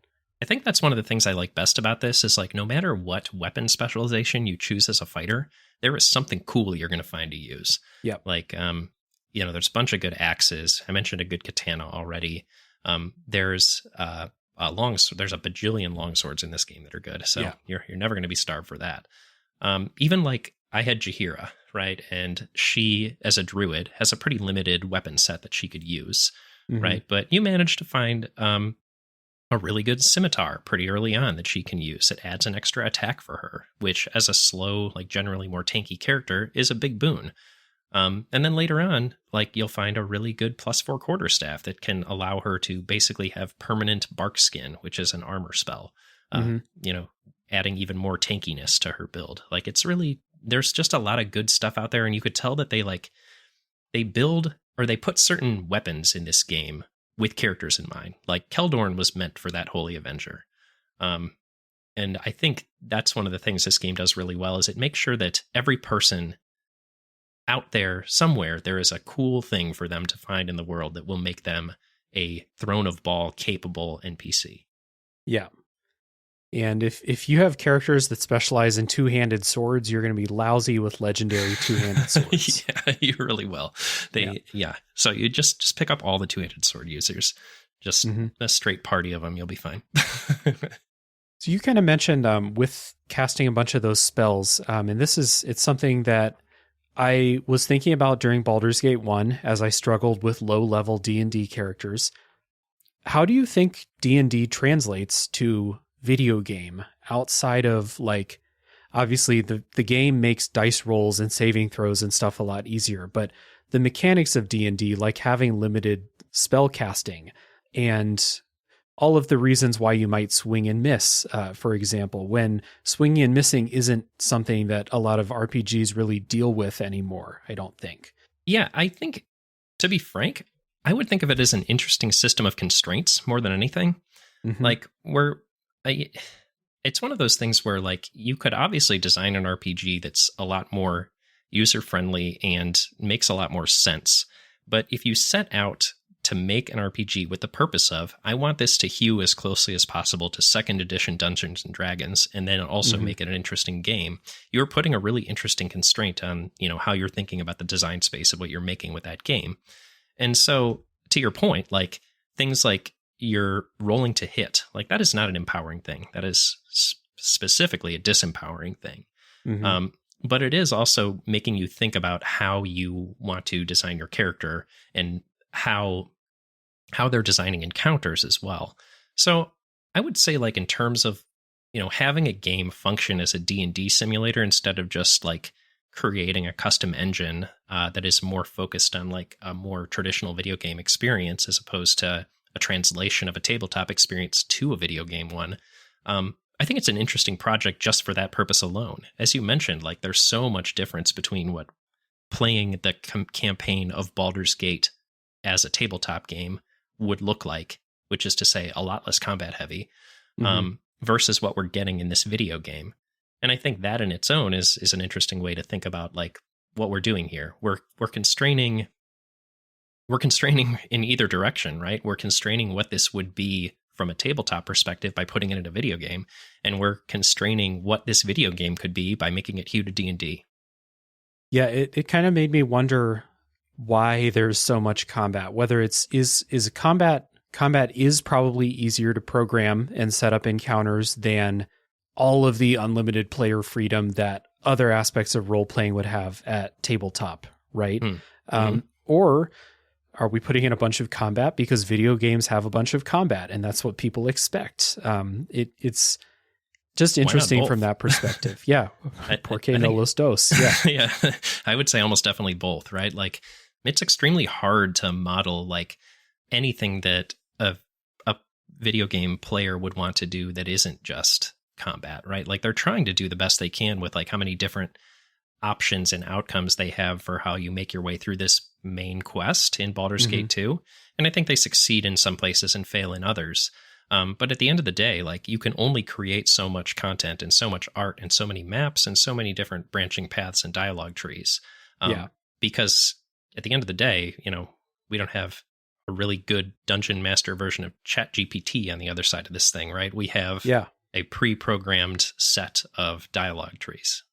That the thought had crossed my mind that if there is a use for AI, like in video games, having a dungeon master would be pretty cool. One that could actually respond to weird ideas that you have. Have you played AI Dungeon? No, never heard of it. Okay. Yeah. It's an app. You can get it on your phone, download it. You can give it a bunch of prompts and it'll sort of, walk you through a little dungeon. It is sort of like a version of what you just described. It doesn't have like a set of mechanics around it or anything, but it's a really interesting, it's a really interesting thing to just play with in terms of you can give it a response to the prompt it gives you and it will react in interesting ways. So gotcha. Yeah, check it out. Cool. Fair enough. Well, I think that this is a good time to get into some kind of wrap up thoughts and then our little housekeeping and then the spoiler wall for Baldur's Gate 2. So, Bryan, who would you recommend Baldur's Gate 2 to in 2023 with Baldur's Gate 3 on the doorstep? Oh man, who would I recommend Baldur's Gate 2 to? All right. I would recommend Baldur's Gate 2 to anyone who has a passing interest in D&D or CRPGs, because it is a pretty solid exemplar of the combination of the two. I would say be ready to either try and climb a steep learning curve or go in to experience its story and narrative in the way that you have described, Dave, on story mode.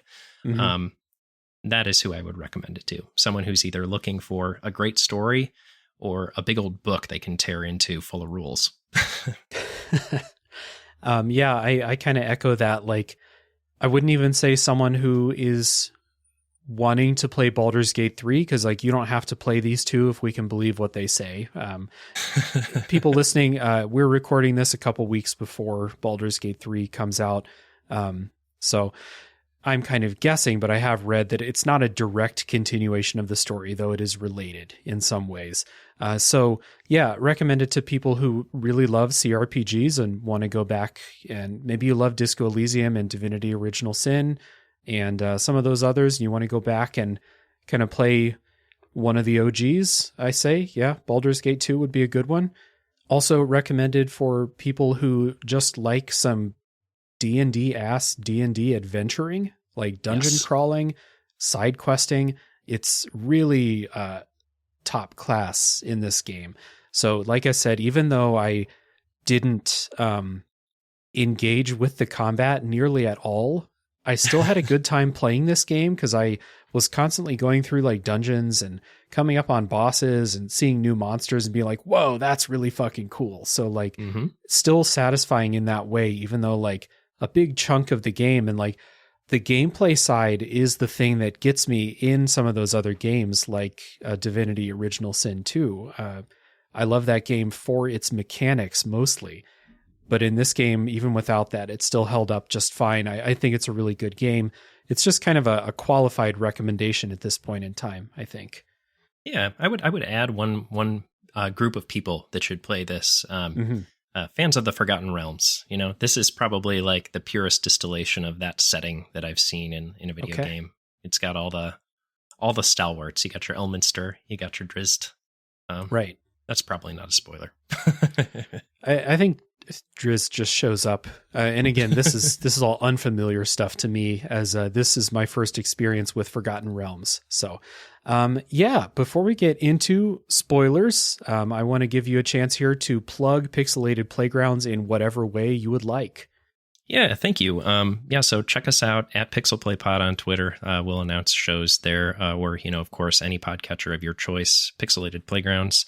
You can follow Josh on Twitter at Moonroof. That is his video game studio Twitter. He's our very own indie developer. And listen to our thoughts on Baldur's Gate 2 in a couple months, probably, because we're running a bit behind Dave here. It's okay. I have lined up the release dates for like the first time in the history of this podcast, just to get it on there. Again, a recommendation for everyone to check out the podcast if you like Tales from the Backlog, and if you're at an hour and a half into an episode of Tales from the Backlog, I hope you like it. You'll also like Pixelated Playgrounds for sure. So down in the show notes, you'll find links to everything that Bryan just mentioned there. But also, while I'm talking about myself for the next 30 to 60 seconds, just go search on the podcast app you're on right now for Pixelated Playgrounds. So thank you. For Tales from the Backlog, the usual plugs and please. I would love to have people join the Discord server and come talk about Baldur's Gate. Depending on how many people in the server are playing Baldur's Gate 3, we might have to make a special channel just for it, and I'd be happy to do so. But we do have a loving community in there, lots of amazing people talking about games and whatever media they're into, podcasts, YouTube, whatever. Good group of people. Ways to support the show include leaving a rating and review on your favorite podcast app if it allows it, such as Apple Podcasts, Spotify, Podcast Addict, and probably some others. But you know it. If your platform allows it, why don't you do me a solid? And if you would like to support monetarily, patreon.com/realdavejackson. All supporters on Patreon get some bonus episodes. They also get the ability to vote in polls for games to come up on the show. I also have another show. It's called A Top 3 Podcast. It is a simple show. We do top 3 lists. I think it's a lot of fun, and you might also agree with me. So again, that's A Top 3 Podcast. So Bryan and I are going to take a break. When we come back, it is full spoiler time for Baldur's Gate 2.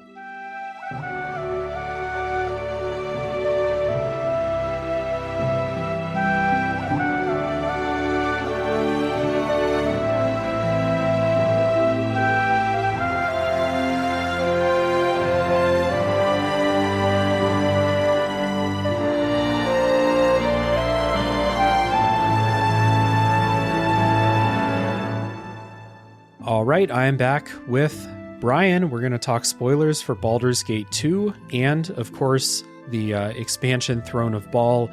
And we're going to go like somewhat chronologically. We're not going to do a story walkthrough. So if you want that, this is not going to be the podcast. That would take hours and hours and hours because there's so much shit in this game. But we are going to talk about notable moments and things that stood out to us. So I want to start back at chapter 2, which we left off in the non-spoiler part. There are a lot of really good side quests in chapter 2, like dozens of them. So were there any standouts that you think just really like kicked ass? Yeah, I got a few. I would say the one that's jumping out to me first is the cult, the eyeless cult.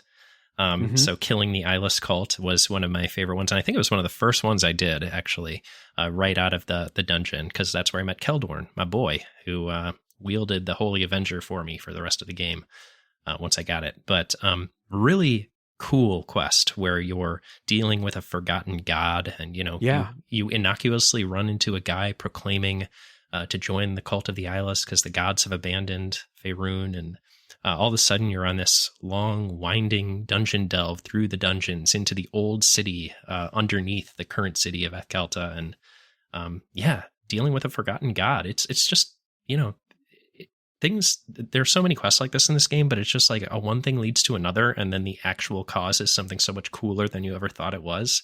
Did you play that one? I did, and that I wrote it down in the notes, and that I think was the quest that got me to think like, holy shit, this is the good stuff. These are the good side quests. Like the same feeling I got when playing The Witcher 3, actually, for that same reason, like that. Yeah. You get a quest that seems simple. You go there, it's not as simple as it seems, and sometimes it spirals deeper and deeper. This like one goes a lot game deeper. It's like a whole chapter of Bloody Barons in this game. Yeah, exactly. Yeah, this quest was awesome, and it just starts with the there's this weird cult. Can you go find out what's going on? Oh, they're down in the sewers. Okay, I've been in the sewers before. I'm going to go down in the sewers. I'm going to find them. They're going to... All right, we'll kill the cult members, and then it'll be done. Nope, not even close. No, yeah. And I think the really best part about this is like you're dealing with a forgotten god to sort of try and sort out what exactly is going on with this eyeless cult. But then it turns out to just be a beholder, right? Like the eyeless cult god is just a high level Dungeons and Dragons monster who has ensnared all of these poor people and told them to gouge their eyes out. Right. It's just really haunting and interesting. And, I love how it just sort of preys on the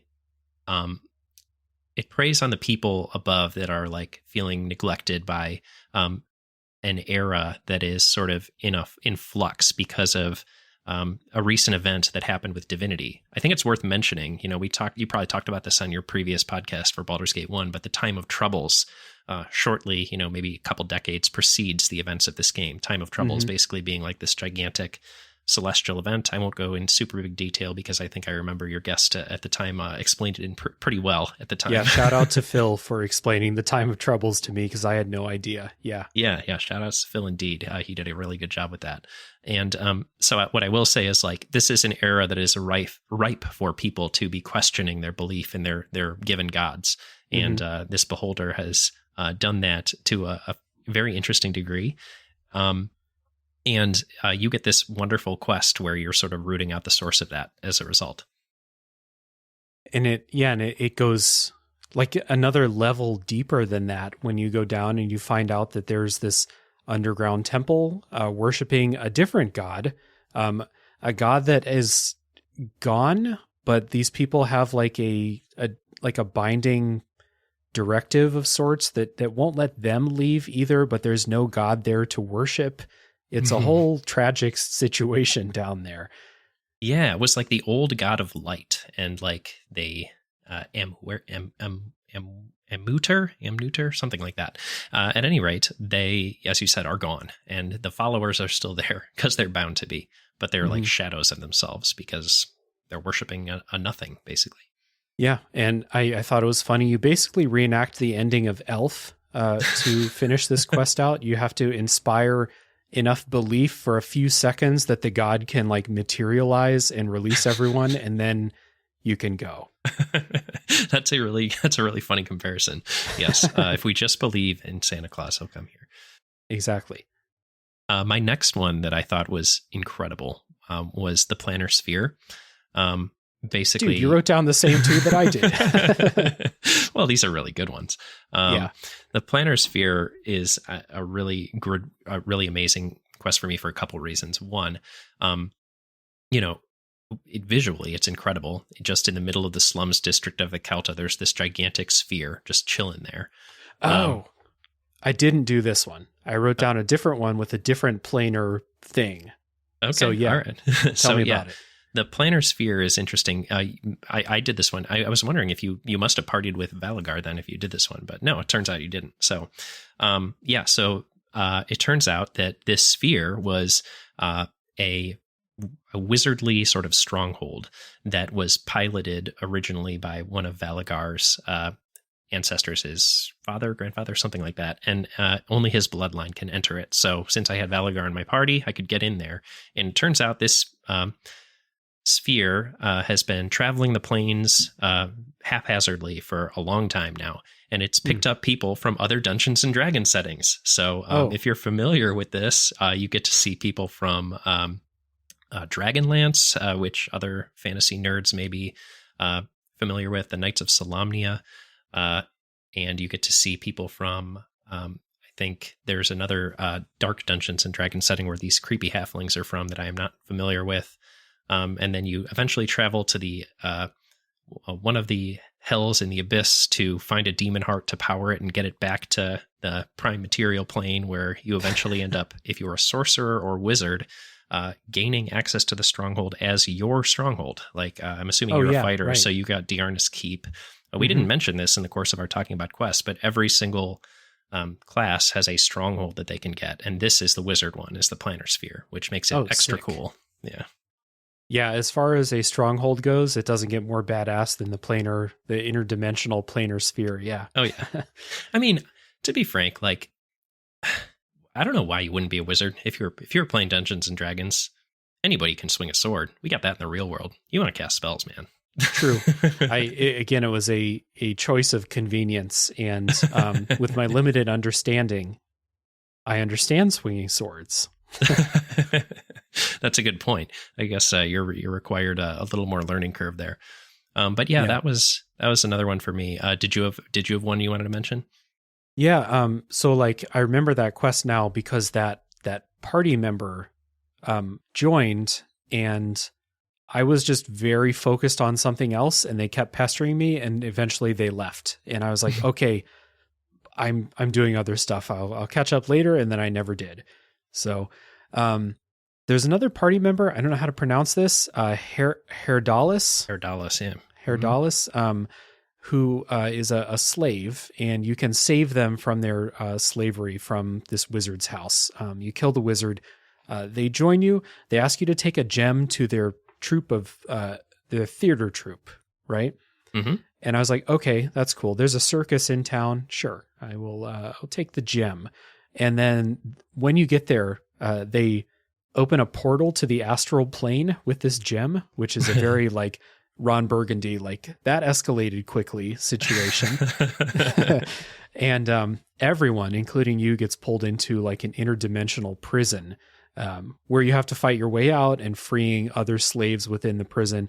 The Baldur's Gate has so many interdimensional prisons that you get sucked into where you're like, what are you going to do with an interdimensional space except turn it into a prison, honestly? Exactly, yeah. So a lot of these situations where you're like, well, how is the party going to get out of this one? And then you fight your way out. But yeah, those were the two that I wrote down as being like really memorable. I already talked about the one at the, you said the Darnice stronghold with all the trolls. That was cool because it was still when I was attempting to engage in mechanics, and I was like, okay, find a way to kill the trolls. I mean, even on story mode, you have to find a way to kill them. You can't just bullshit your way through it.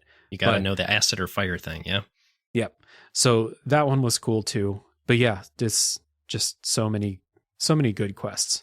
Yeah, the final one I'll mention is the one I mentioned briefly before is trade meet, where two genies have sort of taken up and taken this town hostage, and like it's just a great little like hour and a half long quest where you need to solve this genie issue because like they've taken a town hostage and they need you to go to this woods to find this Rakshaka, who is like a tiger-headed entity that they need the head of for some reason. I cannot actually remember why.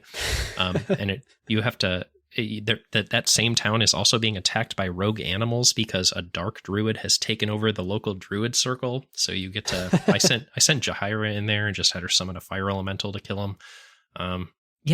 There's just, it's a great quest. Like it culminates in like a one-on-one druid battle. So you need to have a druid in your party, or you can quickly tell like the local druid who you can recruit, but maybe don't want to do it himself. It's a neat little side quest, and it unlocks an entire new town for you if you do it. Yeah. I remember the quest with the animals, the rogue animals, but I didn't remember anything else about the quest. It was probably a point where I played it and I was like, that was pretty cool. And then just forgot to take notes, you know? Yeah, it goes, some aspects of it go quick. Like it's, like I said, like the whole town and it's, two major quests to get it opened back up are about an hour and a half. And then like there are more, but I didn't do those either because I needed to draw the line somewhere and move on to chapter 3. Yeah.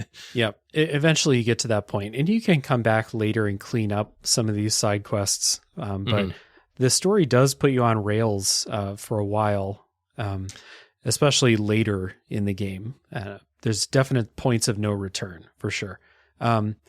So I kind of talked about that little theme or little current of your character dealing with their nature, the nature of them as the ball spawn. And what we left out is as you go through the game, your character starts to have these urges and eventually just transforms into a demon sometimes, seemingly uncontrollably. And then you eventually get to the point where you can control this and you can do it at will.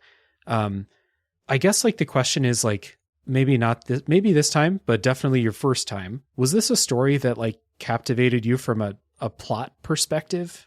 So I think more so about what you mentioned about the how do they get out of this one this time situation. That was of more interest to me than like the wrestling of my player character with their divine heritage and the ball spawn and all that stuff. Like I will say what you mentioned is like when your character, it happens at a fairly pivotal point. You're escaping from Spellhold. You're being attacked by one of the game's primary antagonists, Bodhi, right? Yeah.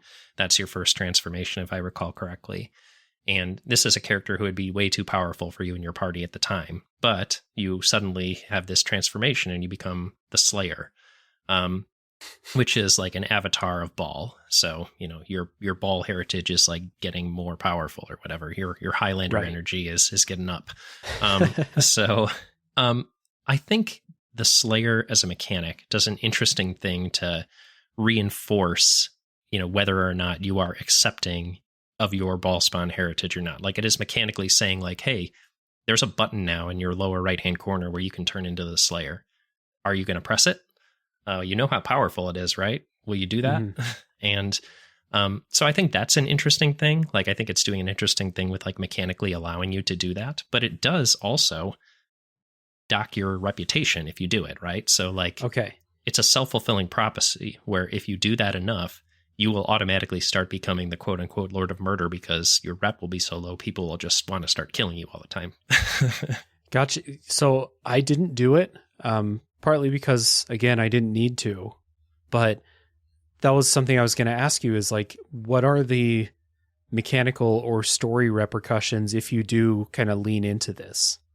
Yeah. So, this game does have an underlying reputation system, right? I'm sure as like a good person who was not wantonly killing people and was completing quests, your rep was probably pretty high.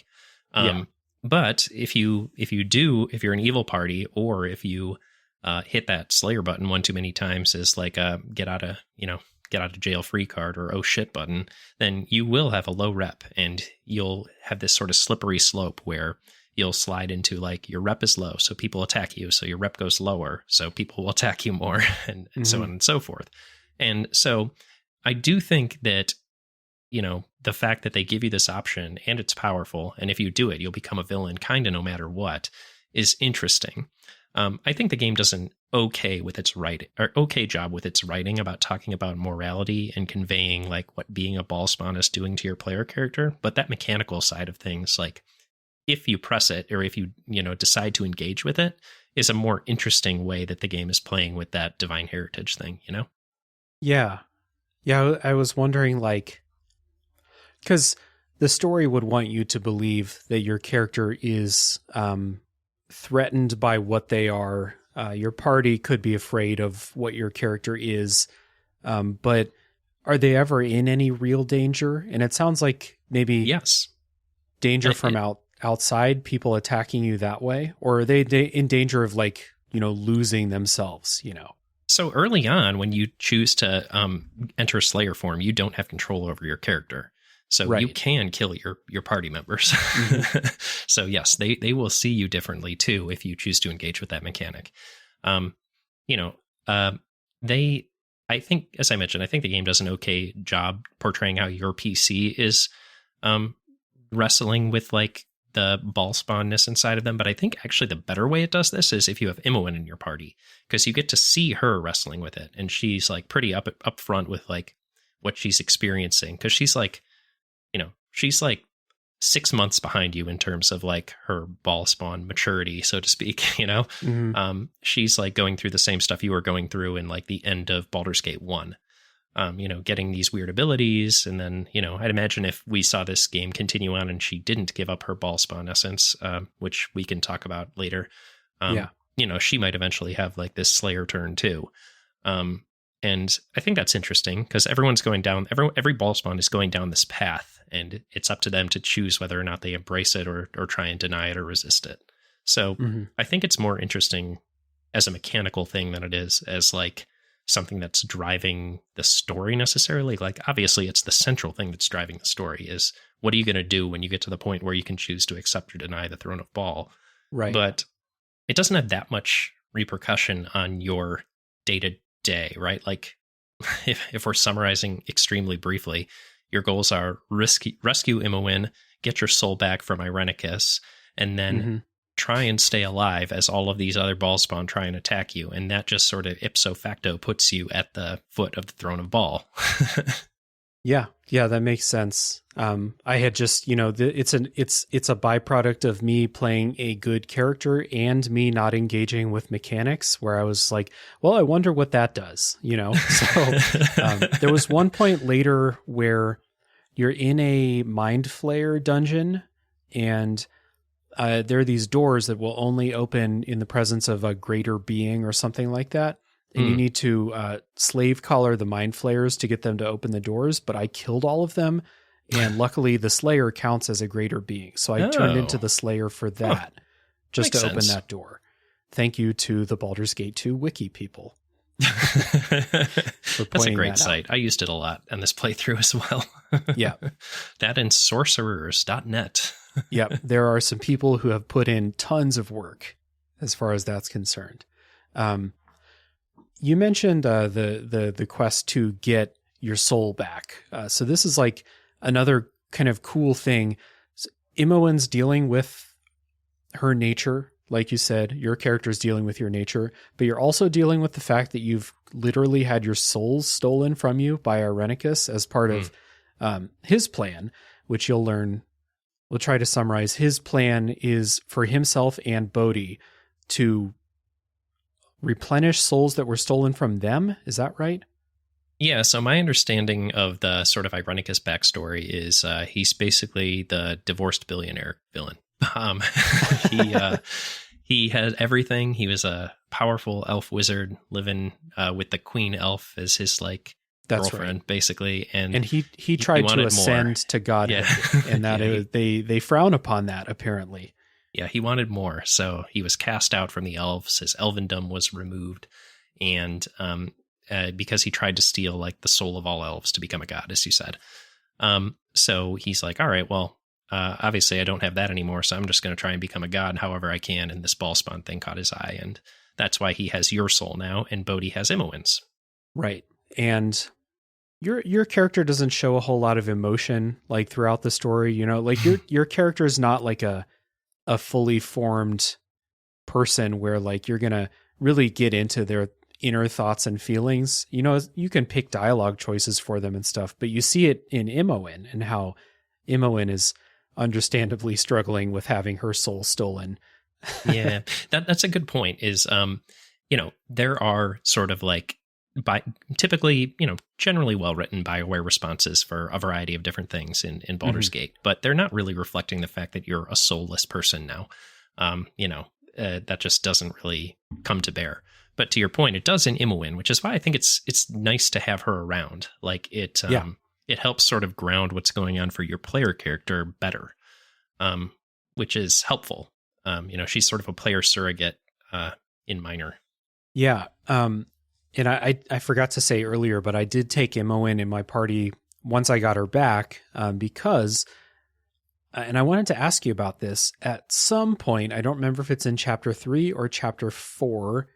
It is in chapter 4 because it's in Spellhold. Yep. Yoshimo betrayed me. Mm-hmm. Yeah. So I wanted to ask you, number one, you didn't have Yoshimo in your party, so one of your other party members? No, that just doesn't happen. Like there's no betrayal if you don't have Yoshimo. He's the only character that will betray you because he's like, I guess, a plant from Irenicus.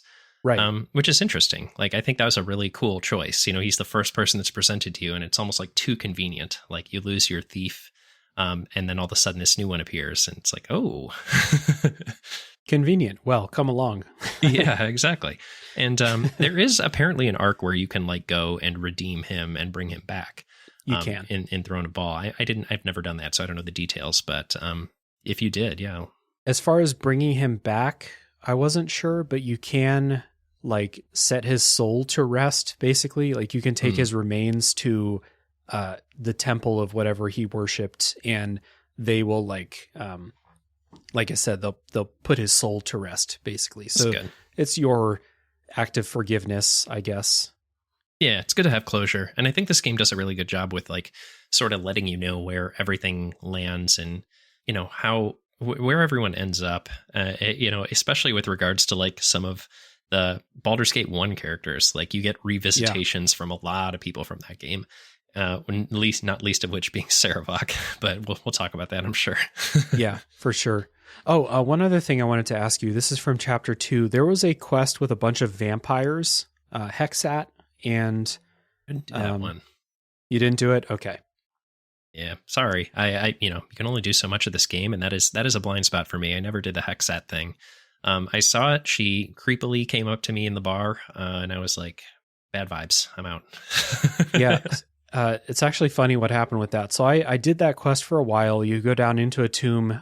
You release another vampire, basically. You were tricked by Hexat to do that. And what you're supposed to do is you're supposed to put this vampire in, they give you this special bag that's like a vampire carrying case, basically. A vampire bag. Okay. Yeah. So you can carry them out in the sunlight and shit. It's like those Trader Joe's totes they sell you, except for vampires. Exactly. Yeah. But since I stopped doing the quest there, I kept the bag, and it's a container, which you don't get that many of. Yeah, so sure. I was using this special vampire sack to carry all the gemstones that I picked up. That's awesome. That is like a very interesting part of this game is like they clearly knew that inventory management was a bitch in this game. So they were like, well, bags of holding. We got bags of holding. We got ammo belts. We got quivers. We got spell scroll cases. Like here's a solution for all of the endless BS that you're going to be toting around and wanting to sell. And like, it's an inelegant solution for an inelegant problem, but you know, whatever, it gets a job done, I guess. This is probably the biggest area of clunkiness when playing this game with a controller is inventory management. I cannot even imagine. I feel bad for you just thinking about it. Yeah, it's pretty rough. I'm not going to lie. So much time switching items between characters, opening the bags, closing the bags, a whole thing, selling the things. Yeah. Let's see here. So Spellhold was pretty cool. I kind of just like breezed over it, but if there's anything else about the Spellhold chapter. I like that you basically do a prison riot. Like you break out all the crazies that live in Spellhold, which is basically an asylum for rogue mages and other dangerous individuals. And you use the prisoners to take out Irenicus. I really enjoyed that. Yeah, I wrote down that you free the inmates, you kick Irenicus' ass, but then he beats you and escapes in a cutscene because this is a JRPG, apparently. Some things cross or transcend the East-West divide, it seems. Yeah. So after this, you go to the Underdark, and I thought this was one of the coolest extended sections of the game. Yeah. There's 2 ways to get there, apparently. You can steal a pirate ship and go with this dude, or you can just take a portal into the Underdark.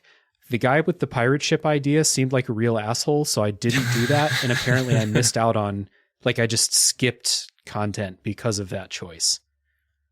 So the pirate ship guy is a real asshole. He's like a recurring, and I'm trying to remember his name. Baldur's Gate 2, pirate ship guy. You have no idea. I actually did just Google that exact thing. His name is Saman Havarian, and yes. He is sort of like the game's shitheel. He shows up multiple times. He shows up twice in Shadows of Amn, and once again in Throne of Bhaal, just to kind of fuck you over.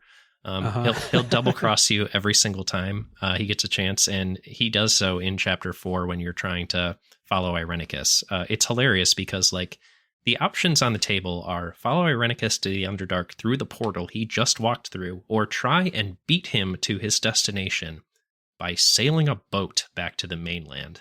Yes. And I'm like, wait a minute. One of these things. So I was like, well, I'm a dumbass, so I'm going in the boat. And that is exactly what I did. And I ended up being besieged by there was a ship of interdimensional travelers. I'm trying to remember the name of them. They are people from Spelljammer or something like that. And they attack you. Githyanki is what they are. Yes. So you're attacked by Githyanki. You eventually end up being thrown overboard, and you end up in an underwater city of the Saugwin, which is like some sort of fish people. And you go through this whole elaborate side quest where you like get involved in a succession war for the Saugwin, and then eventually you end up in the same exact place as you would have if you just followed Irenicus through the portal. So yeah, it's like 2.5, 3 hours of just extra stuff for almost no reason, but it was fun. I enjoyed it. Yeah, I mean, the reason is more adventuring. Yeah, exactly. More quests from this quest design team who they kick ass. So yeah, they did a good job. I mean, it was like really roundabout, but they did a good job with it. I guess you do get one thing. You get the silver blade, which combined with the silver hilt will eventually allow you to make a weapon that will have a percentage chance of just killing anything you strike with it. So later on in these games, you get a spell or a skill for fighters called Whirlwind, and then eventually Greater Whirlwind. And that does 10 attacks per round. So if you have that weapon and you do 10 attacks per round, there's a pretty good chance whatever you're hitting is going to die. Jeez. Yeah. Ooh. But anyway, so you end up in the Underdark, and this section's really cool. Number one, it's unfamiliar. You come across all kinds of species, races that you don't see above ground. You deal with the drow here more than anywhere else, basically. You find gnomes, you get captured by mind flayers. It's a whole fucking thing. It takes hours and hours and hours. I think my favorite part of it was integrating into drow society. You know, I have read the Drizzt Do'Urden novels back in the day when I was in middle school. And so I knew what drow society was like. I'm like, I can handle this. And, it's like a ruthless matriarchal society where most men are slaves unless they're a wizard. And most of the high-ranking women are priestesses of Loth who just torture people for fun. So bad, scary place. And like you have to blend in there. And so if you're like a good person, that's obviously not an easy thing to do. But there's a really fun quest there where lots of chicanery takes place. You talking about the quest with the eggs? Yeah, that's right. How did you resolve that one? So I chose to do the favor for the dragon and steal the eggs and give them back to the dragon because I kind of had the feeling like I don't think the drow can really take me in a fight if it comes to that, but this dragon looks really badass, and also the dragon's cool, and a lot of the drow are assholes, so which is apparently a thing with, kind of like you mentioned earlier, with all orcs are evil. The kind of another thing with old D&D, right? It's an archetype, yeah. All drow are assholes, except Drizzt. He's the exception. And right. Viconia, I guess.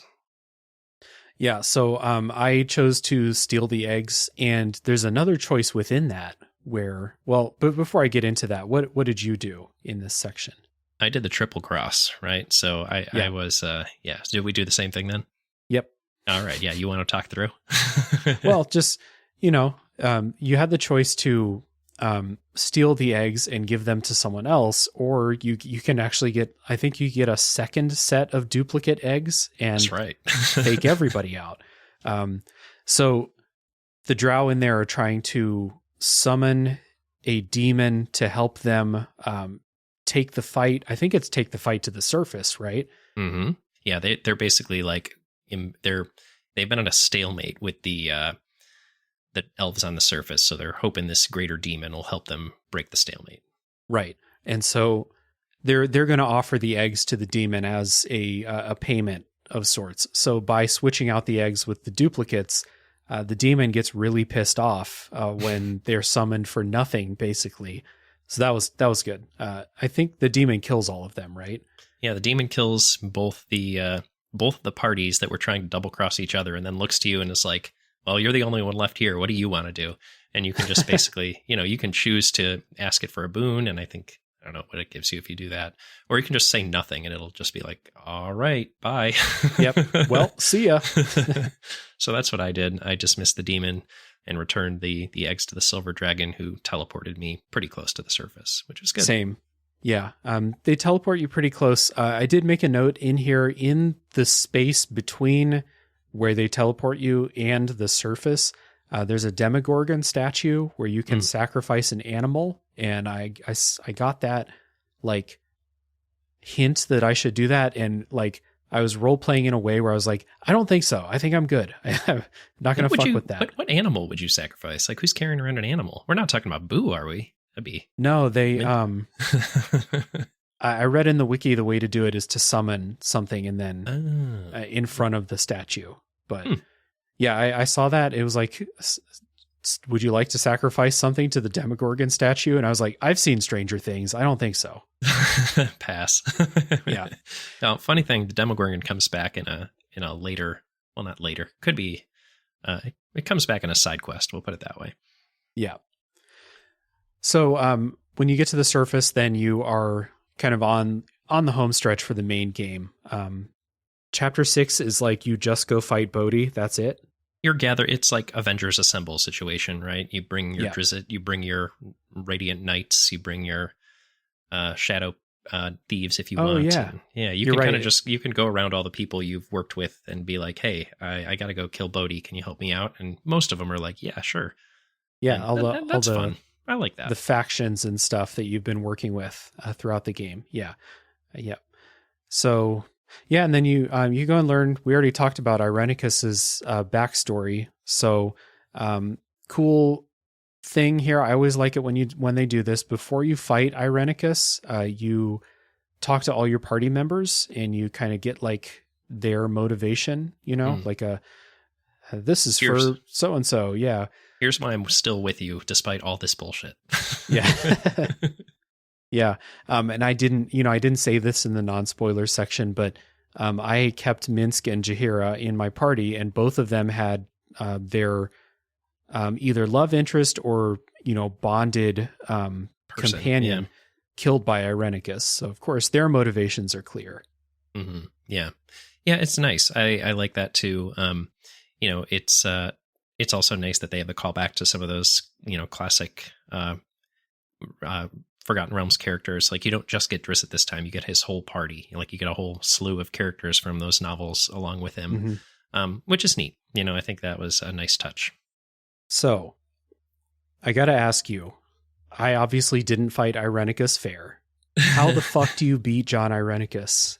So his fight wasn't too bad. Like I guess the final battle wasn't too bad. His first battle where he's out in the trees, where it's just him as like a badass mage, that's a hard battle because he has a bunch of contingencies. So I had till this point been hoarding items like a fiend. So I had a bunch of scrolls of magic resist. So I utilized those in spades. So I basically sent a tank in with a scroll of magic resistance that basically nullified most of what he was trying to do. And then this game has this thing you can do, and I utilized this a lot in Throne of Bhaal, where you can just run away from a boss and break aggro and quick save, or take some time to rebuff up or heal or whatever. Oh, okay. So I did that pretty frequently. Like if you distract a boss with a summon, you can take your main party away, cheese the fight a little bit, buff up, heal up, and then go back in once you're feeling a little better. And that was kind of the way I got through most of the difficult fights in the later games. It is through cheese. Gotcha. Because I wasn't over leveled in this playthrough. I was adequately or under leveled. So I had to get creative. Gotcha. And so like when you do that, their health doesn't regen, right?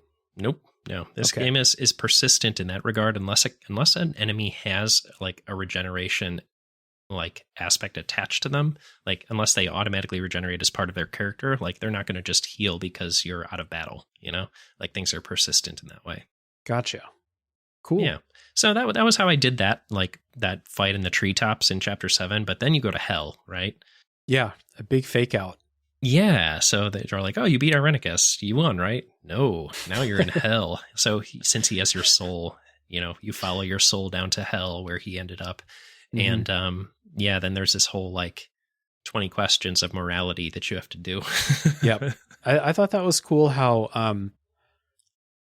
you got like permanent stat boosts by doing this. Again, story mode, I don't care if I get a stat boost, but for you, a stat boost is helpful. Yeah.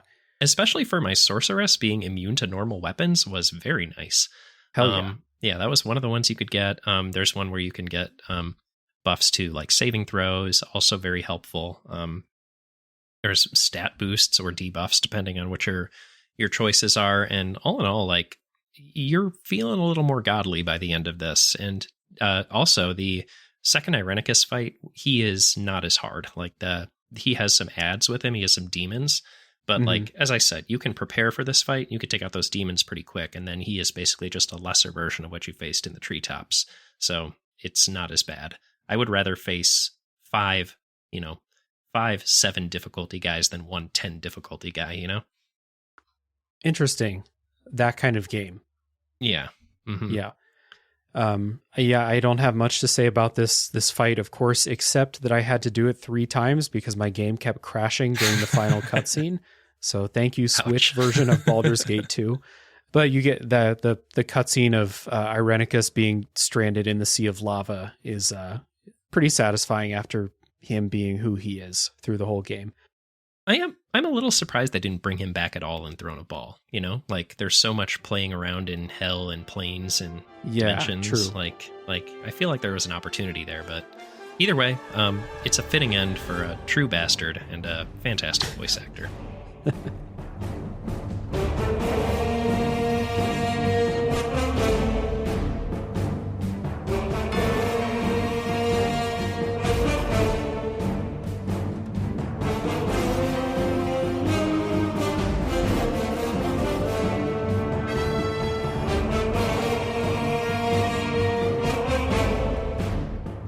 But of course, that's not the end, because, and I'm again thankful for Phil on the Baldur's Gate 1 episode explaining who Alundo is and his prophecy and the infinite possibility for storytelling that they can do because Alundo said so. Yeah, that's right. The Lord of Murder shall perish, but in his doom he shall spawn a score of mortal progeny. Chaos shall be sown in their passage, so saith the wise Alundo. Mm-hmm. I think every Baldur's Gate podcast has to feature that line, so there it is. There we go. Okay. Check. This podcast is allowed to continue. Yeah. All right. So yeah, Throne of Bhaal is all about finding these ball spawn and basically killing them because they're going to kill you. Yeah, it's a Highlander situation, right? So it basically opens and there's the five, right? The Council of Five, or there's five big bad ball spawn that stand between you and the Throne of Bhaal. You don't know who they are, but one of them attacks you pretty much at the beginning of the Throne of Bhaal, and she's a pushover. I don't even remember her name. Yeah, there's I had written the name down, Ilisera. That sounds right. Yeah, and then you go to the city where Gromnir has gone mad, and then there's the giant Yagashura. And Gromnir was cool because it reminded me, did you read The Wheel of Time by any chance? I haven't. I watched the Amazon series, the first season of it. So they even feature this in the first season of the show. In that game, all men who can do magic eventually go crazy. And this ball spawn, Gromnir, reminded me of the men in The Wheel of Time who can use magic, because he's just a madman. Yeah, he is. He's a general, but kind of a douche, and he just sort of is holed up in this city, and he's letting everyone in the city die because he doesn't want to have the siege broken or surrender or anything. Yeah. So, yeah, he's being sort of urged on by this other character. What's her name? Melisandre or something like that? Melisandre, I think. Yeah, so Melisandre, who, is just sort of an advisor sort of figure at this point. And Yagashura, who is a fire giant ball spawn. I think this is interesting where they're pivoting to like making powerful entities in D&D combine with being a ball spawn to make them like uber powerful. Like, what does a fire giant ball spawn look like? Well, it's Yagashura, and he's basically immortal. He cannot be damaged. So you need to figure out like, all right, how can we damage this guy? Breach spell doesn't work. I'll give you that much. So you have to go through this elaborate quest where you figure out the source of his imperviousness, which is pretty cool. I think this is one of the better ones in Throne of Bhaal, Yagashura's little line. Yeah. Trying to remember the dungeon. Is that the dungeon? No, that's not the dungeon where you have to swim through all those holes. The fire giant, like palace that you go through. Yeah, it's the Marching Mountains where you're up in this like fire giant temple sort of thing. And you find his heart, which is removed from his body as part of his like mother's plan to make him immortal. Who's like a witch or something like that. And eventually you sort that out. And then once you do that, he's a pushover too, because you're a god. That's the funny thing about this is like almost all the battles at this point for me became trivial because I gained the time stop spell. So like there were like, the funny thing about Throne of Bhaal is like almost everything in it is easy until the very end. At least it was for my character, because I like apparently jumped the power curve because of my build for a short amount of time. And then it like caught up with me in a big bad way. Interesting. Have to hear about that when we get to the end, I guess. I want to put a pin in the killing the ball spawn though, because for me, like the Highlander situation, as you put it, is cool in like a fantasy way, but I actually really liked the story part of Throne of Bhaal, where you're learning about Saravok. Saravok comes back, and then your own character's backstory. So Saravok, the villain of Baldur's Gate 1, is brought back here. In between going to these places to kill the ball spawn, you go back to this like pocket dimension. It is sort of your version of Bhaal's plane of the abyss, right? Like since you are a piece of the essence of Bhaal, you have a piece of his level of the planes of the abyss. And it seems like almost like a training or like a proving ground kind of thing for your character. Like in order to progress, you need to go through these trials basically, to, I don't know, get your character ready to take the throne or whatever the fuck decision you're going to make. Right. But Saravok is in here, and Saravok was a real dick in the first game. But one thing I thought was kind of cool is that by the time Saravok comes back, Saravok is small potatoes compared to basically everything that's happened in Baldur's Gate 2. So when he came back, I wasn't like, you motherfucker, like I was at the end of Baldur's Gate 1. I was like, loser. Yeah, you're back? All right. Sure. Yeah, all right. So yeah, and they did a lot of interesting stuff in those little like trials that you were mentioning. Like they did this thing where they like reversed the roles of you and Sarevok, and they were like, what if Sarevok was the one that Gorion took as his ward? And then they did a really stupid one where they asked you to confront your innocence. I was like, well, hey, I'm your innocence. Don't you want me back? And you're like, no. Do I want to relinquish all of the knowledge and power I've gained? Fuck no. But there were good ones too. Like, I think these trials, I think 4 out of 5 of them were good. 3 out of 5. The Cyric one was probably the best one in my opinion, because you're literally face to face with your other evil god counterpart, Cyric, the god of death, I think. And so that was neat because you're like literally now palling around with the Pantheon. And then there was the one where you had to confront your own essence, which is the Ravager. Is that the one where like you're fighting Dark like Dark Link? Oh, that was that. That's actually the either first or second one, but yeah, no, that one was good too. I found that one to be pretty easy, but yeah, the Dark U party was a good one too. I like that one just because that was part of the one where they did the place swap. The old Parent Trap ball spawn situation. Of course, but yeah, no, the last one was the fight with the Ravager. The Ravager is basically like the baddest version of the Slayer, and that fight is impossible. Like this is the one it's the one you're doing right after killing the last ball spawn that remains before you have to go to end game. And this is one of the 2 fights in the game where I had to bump the difficulty down and just go to easy to beat it. Gotcha. Because it was extremely difficult. Like they just give this guy a whole lot of weapons and it just shreds your party.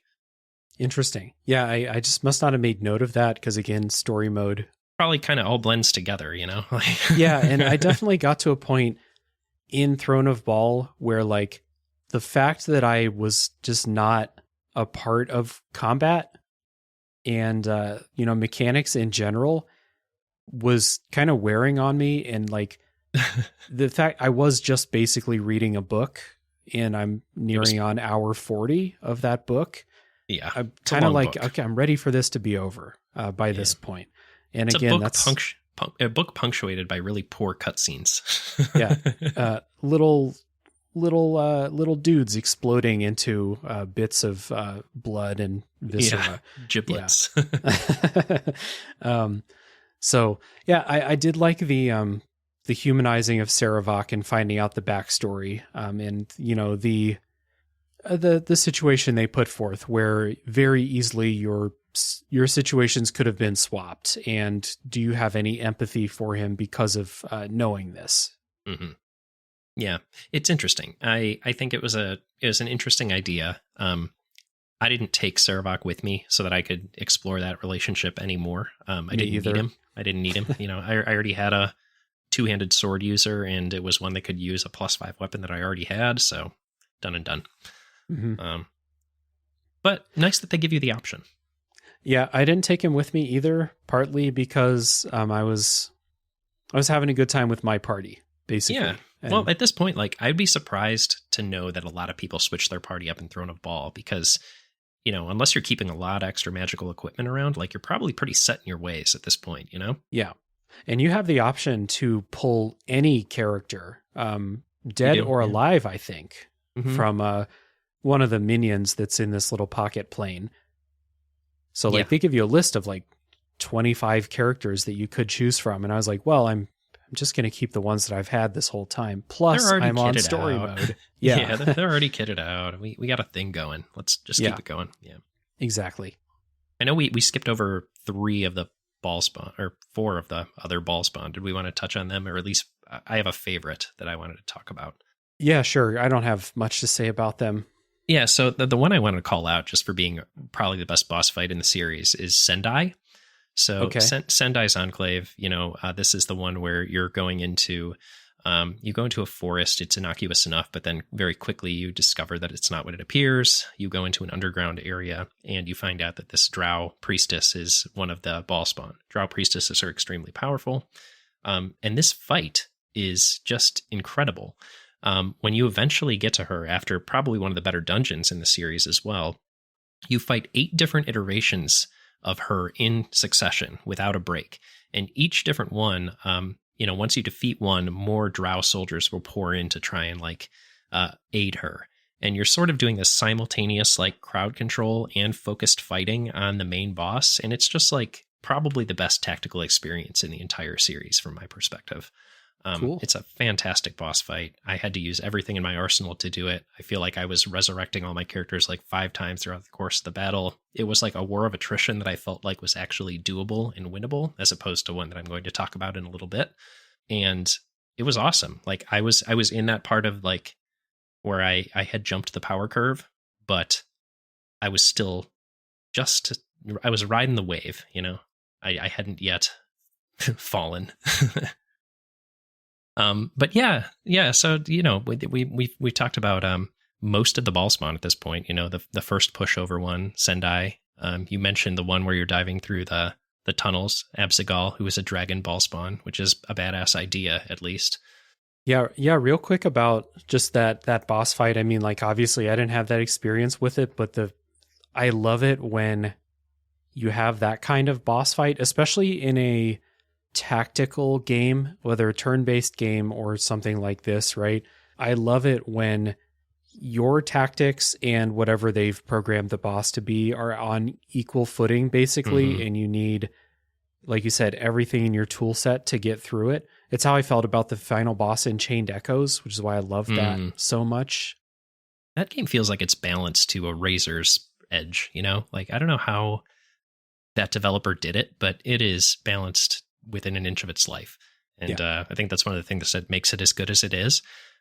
Baldur's Gate 2 does not always feel that well balanced, or at least Throne of Bhaal doesn't. I think to a purpose, it makes you feel really powerful at times, and then you're really running into an impossible challenge at others. But there's something to be said for a game that's making you really eke out every win, but knowing that there's a way to do it. Sometimes that's just not the case in Baldur's Gate 2. Right. Yeah. But cool that you got that experience there. You mentioned the dragon Bhaal spawn. Again, fire giant Bhaal spawn. Now the ultimate, right? A fucking dragon Bhaal spawn. Yeah. It's a cool idea. And it is sort of one would initially think that it is lore inconsistent, because this is obviously a mature dragon, meaning it's hundreds, if not thousands of years old. But they did also mention that Bhaal had gone down before the time of troubles because he foresaw his own death. So, I guess technically it's not lore inconsistent. So cool. Anyway, it made for this nice encounter, which I liked, and this dungeon, which is the most fourth wall breaking area of all of this Bhaal spawn saga, because you end up running into a party of low-level adventurers in this dungeon, and you can send them out on a petrified quest. yeah, it's pretty funny. I really like that encounter. You've gone full circle where you used to be the one doing the fetch quests, and now you're sending people on them. It's fun. Yeah, that's good stuff. I thought this dungeon was annoying because of all the diving and stuff like that. Yeah, and part of it was also my own fault, because there was a path in one of those underground caverns that leads to the petrified party, that I just didn't see that there was a path there. So I spent probably a half hour diving through these tunnels, just scouring the other rooms. And then eventually I checked the guide and I saw the zoomed out picture of the map, and I was like, shit. Yeah. Just like usual. There's this really nice feature in the PC version. I don't know if this also exists in the Switch one, where you can go to the map screen and it'll show you all of the walkable areas on the map and highlight them in blue. Yeah, I like that. But not if you haven't uncovered the fog of war, I don't think. Yeah, well, I guess you just have to sort of see the blue receding into the fog, but yeah, I get what you're saying. Right. That's not always obvious, especially as muddy as some of these cave areas can look. Yeah, for sure. What did you think of the other Bhaal spawn, the fifth one, Balthazar, who I wrote this down as being notable because they seem to have, well, they at least say they have good intent. Yeah, it's the only lawful good ball spawn you encounter, right? Like, this is a ball spawn who like recognizes their own taint, which is what they keep calling it. And they're like, well, I'm going to do the only thing I can. I'm going to get as powerful as I can and absorb all the essence I can and then off myself.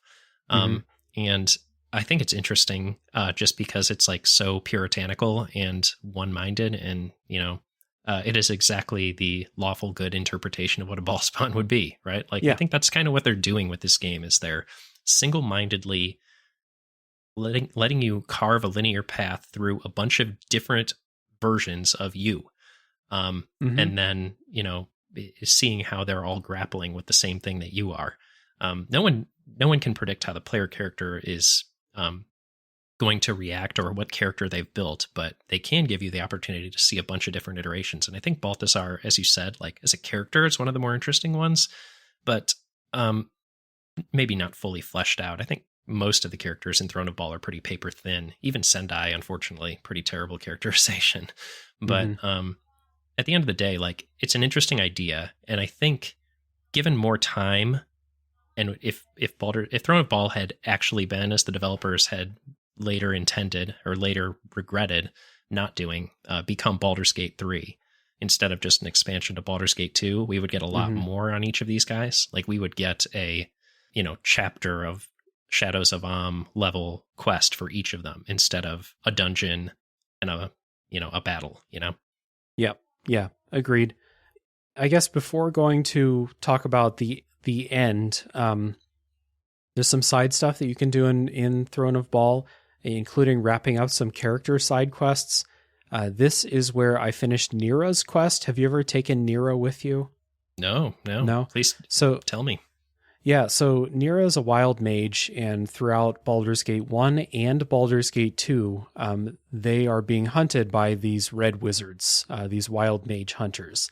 And you have some quests throughout, like the main game in Baldur's Gate 2, where they're just hounding all the wild mages. There's a sanctuary for wild mages that the red wizards attack.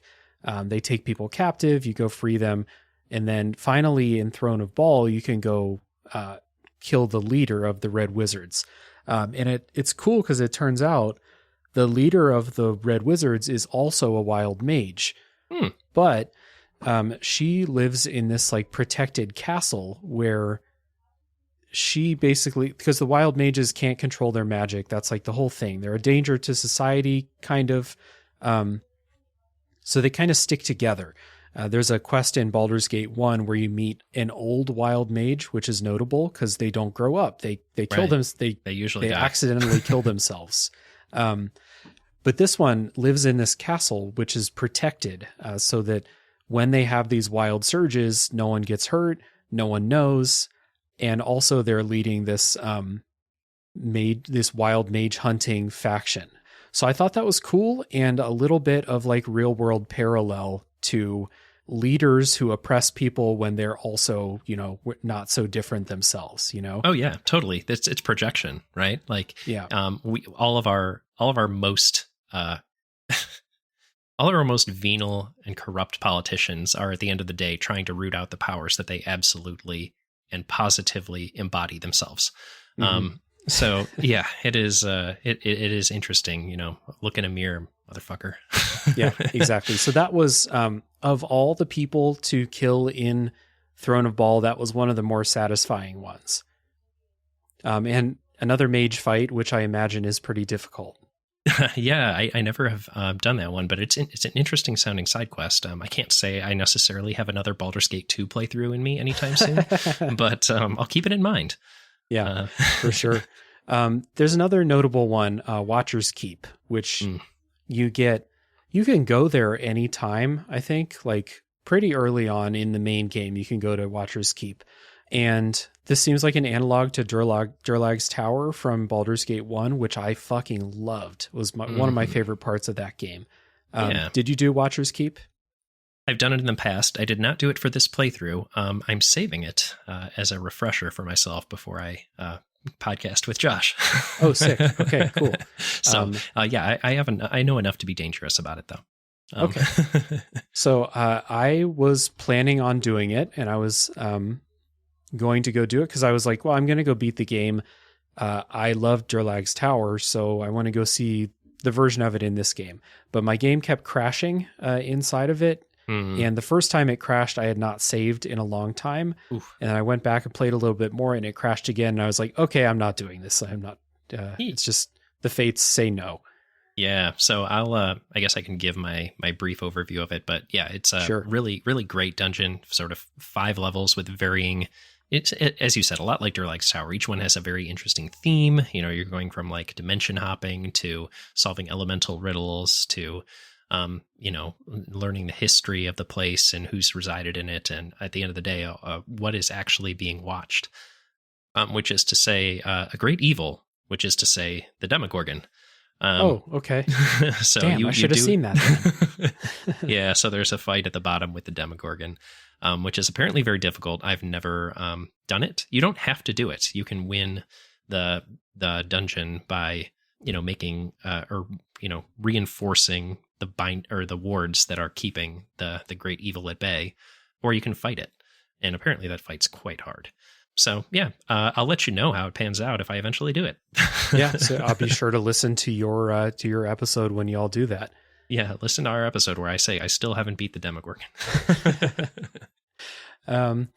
So yeah, I guess we're just at the end here.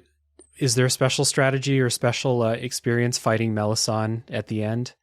Yeah, so maybe would just preamble that with, like, at the end of the day, we mentioned she was like an advisor to people earlier, but she was the final member of that Council of 5 Bhaalspawn. Mm-hmm. Yeah, the biggest, baddest one, and she was like a priestess of Bhaal, rather, and her goal is to just take over and become the Lady of Murder. And yeah, just one.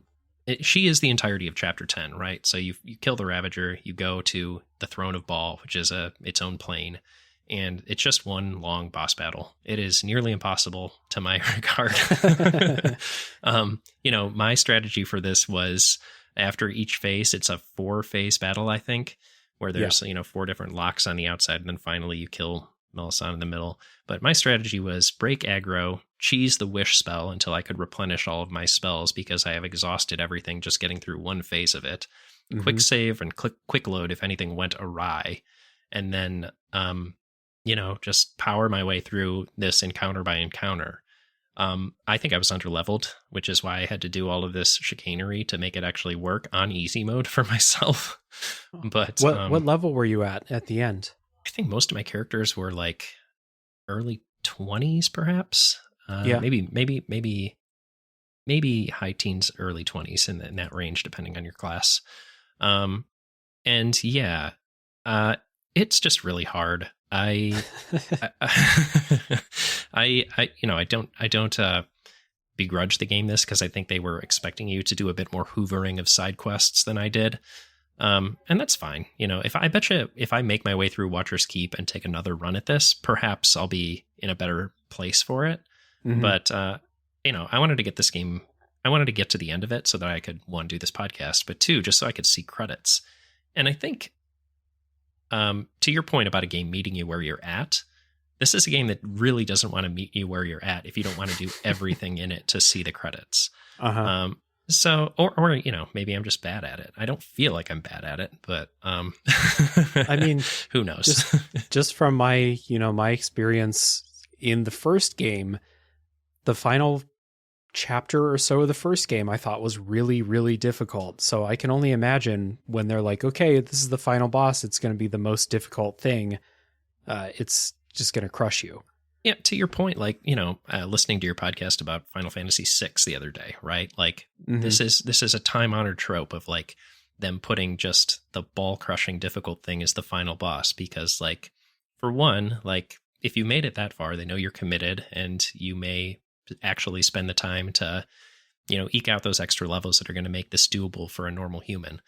Mm-hmm. And on the other side of that, like, they do want it to truly feel like a triumph. I think I just like the perhaps this is going to sound controversial, but I like the Souls model where they make it doable no matter your level, as long as you're, able to do it in the hands. And, I actually don't know if I agree with that either now that I think about it. To an extent, yeah. There's a couple of bosses in the Souls series, in Sekiro in particular, that just take it too far with Agreed. that. Yeah, for sure. Sekiro in particular. I recant that entire statement now. I would rather outthink a problem than outmaneuver it with reaction time. But you're in a game like this or in Final Fantasy VI, thinking only gets you as far as your stats will take you to some degree, right? That's a good Which is why when we talked about the final boss of Chained Echoes, if you get to the final boss of Chained Echoes because you're on such a rail with your progression in that game, you'll have the stats to beat it. You have to get the strategy yourself. Yeah, I like that. Like, I think that's probably the nice middle ground there, right? Like, they're giving you all the tools. It's up to you to put them together. Yeah. And I feel like I just didn't have all the tools quite yet, perhaps. Yeah, and I didn't have all the tools in like chapter 5 of Baldur's Gate 1. So, So you have a choice at the end. You can surrender your Bhaalspawn essence, which will destroy her, but you will become mortal. Or you can steal Imoen's essence. She will offer it up. I can't imagine many people take up her offer, right? Yeah. No, I don't think so. Because I didn't. I personally decided to forego the throne. That was a thing that I just felt like my character would not do. They would not take the throne of Bhaal, Right. Well, that's the other option. You don't have to surrender your Bhaalspawn essence. You can just take the throne yourself, of course. But my character not, and I'm definitely not going to take someone else's soul instead, even though Imoen, like, kind of hesitantly, but also is like, I guess, like, if you need it. Yeah. Well, yeah. And it's nice that, like, that's an option that's there because it's consistent with, like, the lore of the game and the fact that she is also a Bhaalspawn. Mm-hmm. But to your point, I can't imagine that most people do that. That would be weird. Yeah. So I chose to surrender the essence, which makes your character mortal, but, like, man, your character's been through so much, like, let them rest. Let them rest. Yeah. So after you do this, I think it's funny when games do this. Just talking about Final Fantasy VI, Final Fantasy VI does this too. They do a, like, in the movie credits, this is what happened with this character. This character grew up to become a football coach and won the state championship. Yeah. I always think about this in terms of Animal House, where they're like John Belushi like grew up to be a senator or something like that. Yeah, Minsk became a senator. Yeah, exactly. Minsk went home and took Boo with him, of course, and became a senator of wherever he's from. It kind of interesting. Anomen was in my party. Anomen is a cleric and, like, a very devout religious. Well, clerics, I guess, are that way. But Anomen had a crisis of faith after seeing all of this, which makes a whole lot of sense. I would, based on what they saw. Yeah, how can you really respect gods after being in the company of one and then, like, seeing all the crap you got up to? So I hear that. Also, Jaheira's another one. It says that Jaheira left the Sword Coast and never returned because she was so shaken by everything that had happened to her, which, again, makes a lot of sense. Yeah. Boy, I had some better endings than you did. You got some dark ones. Yeah. Well, maybe, I mean, who knows how many results there could be? I don't know if it's based on your reputation or if you did. I mean, I did the side quest to cure Jaheira when she got cursed. So at least there was that. I guess Nira had a happy ending. She traveled around continuing to kill red wizards and helping out other wild mages. So that's a happy ending. Yeah. I will talk about the three that I had that you didn't, which are Aerie, Keldorn, and Valagar. Sure. Aerie continued to adventure. She basically just went around being an abolitionist, which is pretty cool. Okay. Hell yeah. She eventually settled down and became a high priestess. Keldorn was slain on the battlefield, but ascended into heaven to stand at the right hand of Helm. So Okay. probably about as good as he could, or sorry, Right Hand of Torm, probably the best thing that he could ask for. Mm-hmm. Valagar, probably the best ending epilogue story, being the hater of magic that he was because of his magic-laden ancestry, it assumed the title of Chief Inspector in Ethkalta, so he became a cop. But he basically rooted out the corruption in the city and became a pretty effective leader. And his son actually ended up becoming the head of the Cowled Wizards, which, being a hater of magic is a pretty interesting thing. And he was an agent of reform within that organization. So hope for the future, I guess. That was a bit of a roller coaster. He became a cop, but then he actually fixed the city, and then his son became, the wizard His hated catchers thing, yeah. And then they helped too. Yeah. Yeah, it was just kind of weird. Like it's like Harry Potter in brief with that whole story there. Exactly. Yeah, interesting stuff. Valagar, probably in like one of the better NPC stories, I think, of the game. I liked his. It was good. Cool. Yeah, I don't remember. They're the one who did the giant sphere quest, right? He was the guy whose father was in the planar sphere. Right. Yeah. So I met that character, but then did not really mess with them at all. Yeah. So yeah, glad to know. On your next playthrough of this 80-hour game, you can just take them along. When I jump right back into a replay of Baldur's Gate 2, for sure. As we all will. Yeah. I know I have another 3 hours of podcasting in me about it. Yeah, for sure. I guess just to wrap this up, I'm glad I played this, even if it's not, I'll catch the references that Baldur's Gate 3 will throw. I'm sure there will be stuff, and I'm glad I'll catch them, but I am glad to have played these two games, basically, to have this kind of just epic adventure under my belt. I'm glad that they're available on Switch, because I would not have played 80 or 90 hours of Baldur's Gate on my computer. I just wouldn't have.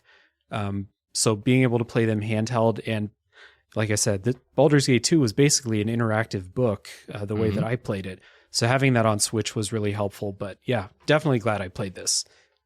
Yeah, I would say, I'm glad that I finally have the catharsis of finishing this series, the Ballspawn saga. That was what I'm bringing to this as a first time for me. And it was worth the ride.